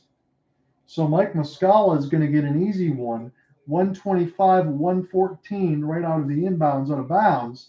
And Oklahoma City is going to get very close to be taking this one right now with 3:30 left. Ball gets flipped up in the air, collected now. Muscala now for Williams. Giddey down the lane, and he lays it over LeBron. 127-114 as Oklahoma City is pulling away again. It was on the TNT side that they said it was 26, 24 straight games, something like that, over 100 points, as Anthony Davis will answer from 12 feet. But this team is very, very serious, and you have to imagine the sky is the limit. Doesn't matter whether or not most of the team's about 22 years of age. These boys can certainly hoop right now. And again, the Lakers' defense probably abates some of that, but still, SGA falling away, misses it off the front of the rim. And with 2:45 left, it's Laker ball going right to left, and a nice break up there by SGA as they try to find Anthony Davis there on the lob from Westbrook. And now Williams has it. There's three different ones on the floor right now. So it's, remember, Ben Wallace and Rasheed Wallace. Well, now you got three Williams on OKC, and he's going to go right to the rim and lay it right in from 12. 2:55 left to go in this fourth. 13-point lead for OKC. It's been pretty much their largest. It's a 23-10 run in the last 7 minutes. And Patrick Beverley a little bit upset with himself as he traveled with the ball. That's a turnover there for the purple and gold. So 2:22 left to go in this contest. I was joined by Griffin Kass for the first time out of the Quinnipiac University alum. He's going to be graduating shortly, so a little bit younger than I am, but he's very exceptional in the basketball calls. He kind of does a little bit of everything in there on that side. And it was a lot of fun here today as we got to witness history. But again, Oklahoma City is going to end up winning this game from 14 feet, short by SGA, try to get tipped up in there by Henrik Williams, and this one will go out of bounds for the LA Lakers. As Daigneault squad will look on, they got 2 minutes, and then they're going to get this win here, and they're going to get very closer to the 10 seed. They're sitting in the 12 right now. Lakers were a game and a half out, and Oklahoma City was just a game out as LeBron knifes in for an easy two, 129-118, with 140 left to go in this fourth. LeBron, he had a very efficient game, 38 points, 13 of 20 shooting, 4 of 6 from deep. He broke Kareem-Abdul-Jabbar's scoring record, but albeit in a loss. As Williams now for Giddey on the right wing side, he's going to launch from 30. He's going to miss it, and Henrik Williams almost knocked it away from Anthony Davis. But here comes a long outlet pass for Brown. Beverley goes baseline off the pump fake, inside pass to Westbrook, and he kissed it off the front of the rim. It's 129-120 with 1:15 left to go in this fourth quarter. Drawn on here with it, closing out the play-by-play here tonight. So SGA has this at the Laker logo. We'll see if there'll be a show and go off the double team. As this is Williams with the L, he's going to flip this one up. And again, I have to differentiate that between the three on the floor. Westbrook could have lobbed it, but he's going to take the layup there anyway. So it's 129-122. Again, we'll see if the Lakers can force any trap. They still got 50 seconds left to work with. SGA with the ball. And now the intentional foul. That one's picked up by Patrick Beverley. As we got 50 seconds left to work with in the fourth, and I believe we are going to get immediate timeout. Yes, we are. So when I come back, I will officially close out this game.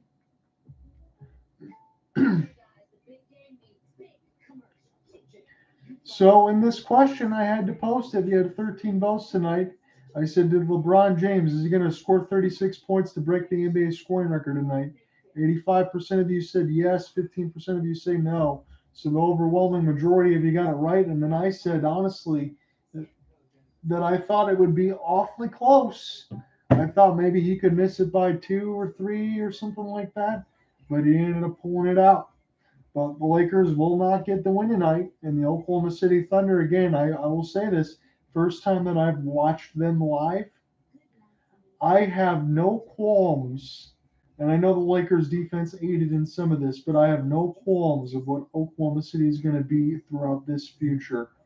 Exceptional performance tonight by OKC. They put the ball in the basket with the best of them. They play with pace. And I've said this. I said it with Griffin Kass when he wasn't there on the broadcast side of it with SGA. I think he is unquestionably one of the best point guards in the league. And again, if you want to throw out Luka Doncic because he's more of a small forward, I think that that's fair. But in between Ja Morant and SGA, I'd probably still take SGA. So 45 seconds left to go in this game. It's Giddey with the basketball, bounce pass, and LeBron James is turned over. Russell Westbrook full speed ahead. He missed it off the front of the rim, but it was fouled as he was in the act of a layup. So the Lakers should be going to the line to shoot two. Russell Westbrook usually around a 70% free throw shooter, but maybe in certain years and certain days that's being kind on my part. 129-122 is the score, with 37.7 left to go officially, as LeBron James had broke Kareem-Abdul-Jabbar's scoring record. That's what everybody wanted to see tonight in the late game on TNT. John Under with you, finishing out the call. Tomorrow's going to be an off day for me as I spend some time with the fiance, and then Thursday, it'll be a split cast between Cooper Hopkins and myself. Again, if you can't join, I will take that call between two of our favorite teams. Boy, oh boy, was that a game that we had on Monday night, and then we got to witness history again here tonight. So, first good couple of games, as this honestly was a heck of a battle in between two teams that are below 500. So Westbrook splits the pair. Schroeder's going to get a chance for three off the secondary rebound. Another strip opportunity, but this one's going to go against the Lakers, and Patrick Beverley is immediately very agitated, and he wants to go for a challenge. You know how he is. He had one of those stupid animated ones where he brought the camera off the floor, where I honestly thought he should have got a technical foul for that one to be kicked out of the game. But that's the type of guy that Patrick Beverley is. You're going to get no love lost from me on that side of the broadcast anyway, because he was one of those ones that said the Lakers would win an NBA title as long as I'm there. Far cry from that. Commercial break. With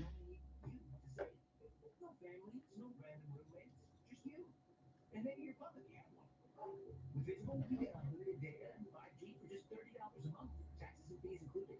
Our best rate, all on one line. Not 4, definitely not 3, not even 2, just the 1. It's all yours. Bruno Cruz. Sometimes the choice is just visible. Switch today at visible.com. Can the Green Fast pass the t-shirt challenge? Let's see if Joel gets any sweat marks. Unbeatable non-stop protection, tested to the limit. Final score. Still dry? The Green Fast instantly dry 72-hour non-stop protection. At Buffalo Wild Wings, the deals don't stop. Buy one get one half off Wing Tuesdays. Buy one get one free bonus Thursdays. And $3 to $6 happy hour deals from 3 to 6 p.m. every weekday. Only at Buffalo Wild Wings. Lakers challenging a small foul call on Pat Beverley. And take another look at it. Officials still looking at the replays. So we'll see what the verdict is. Stan, you're on an incredible hot streak calling these. You want to give it a try? Yeah, I think it's going to be a jump ball. Okay. I think they'll win the challenge. It'll be a jump ball. Zach Zarbo, Riley Sagos, So again, we've had a close game throughout for anyone else that's joining, and we got a little bit of coach's challenge. Again, I got the recorder off from that side to get back in the official action. 129-123 is your score.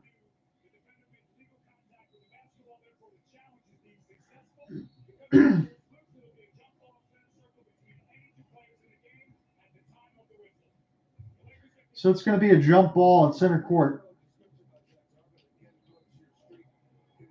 I'm not going to compare the record to what LeBron James did here tonight, folks, but yeah, it's not the same. I mean, it's a step down, a notch down.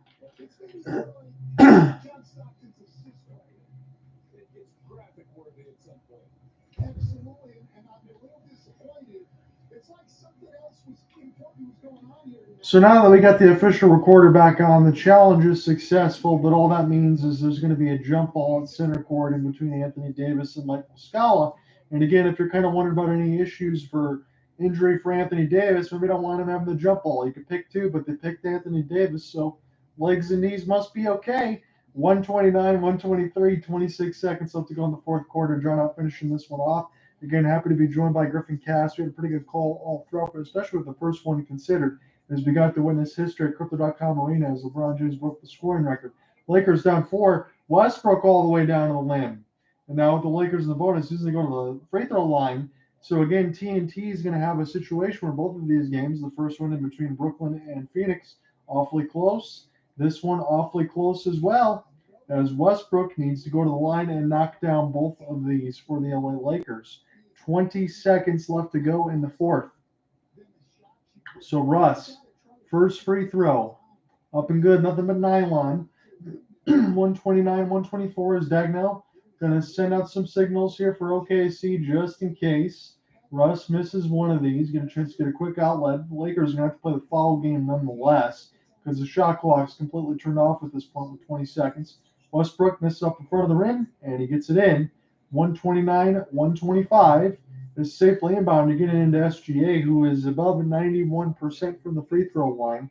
So that is not the guy that you want to foul, but the Lakers couldn't be choosers here with just 19 seconds left to go in this fourth.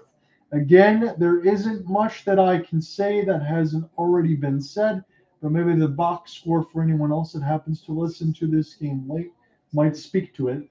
The Lakers not yet in the bonus. Here's a chance now for Williams as he rushed on the floor, but he got grabbed by Bazley.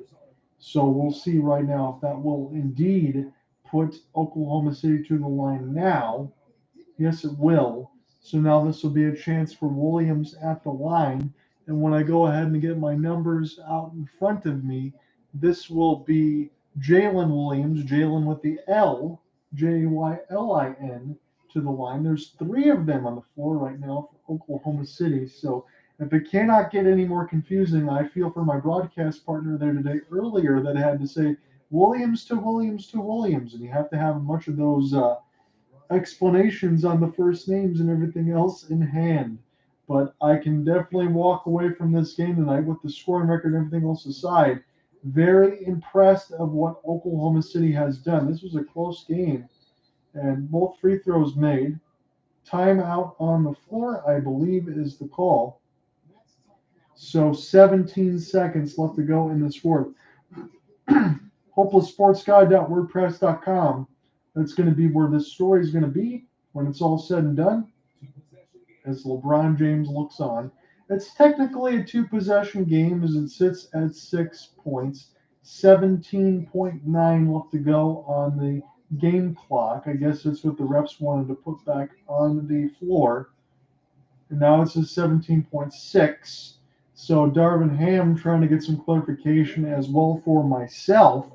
Now triggered there from Brown to Westbrook. Westbrook thought about the three. He's going to instead go drive. And now it's 131-127. Again, you're going to have to go play this free throw game. Giddey, good outstretched pass to Mike Muscala. Now Shai. Shai takes his time. Easy one inside for Heinrich Williams. Throws it down. Wonderful design there for Daigneault. Didn't want to foul and still got the 2 points. Lakers going to run out of time. Beverly cans the fall away 3. It's 133-130. All they need now is a turnover. They're not going to get one. And the Oklahoma City Thunder take this one, 133-130 on a historic night in which LeBron James became the NBA's all-time leading scorer.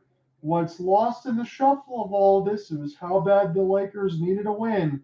They're going to stay in the 13th seed in the West, and Oklahoma City is going to get themselves closer to that plane as they sit just a game and a half a game now of the 10th spot. I will be back with you guys on Thursday and this will be officially me with Cooper Hopkins and myself as we call the game between our favorite teams, between the Calgary Flames and the Detroit Red Wings. So I'll see you Thursday night. Peace, everybody.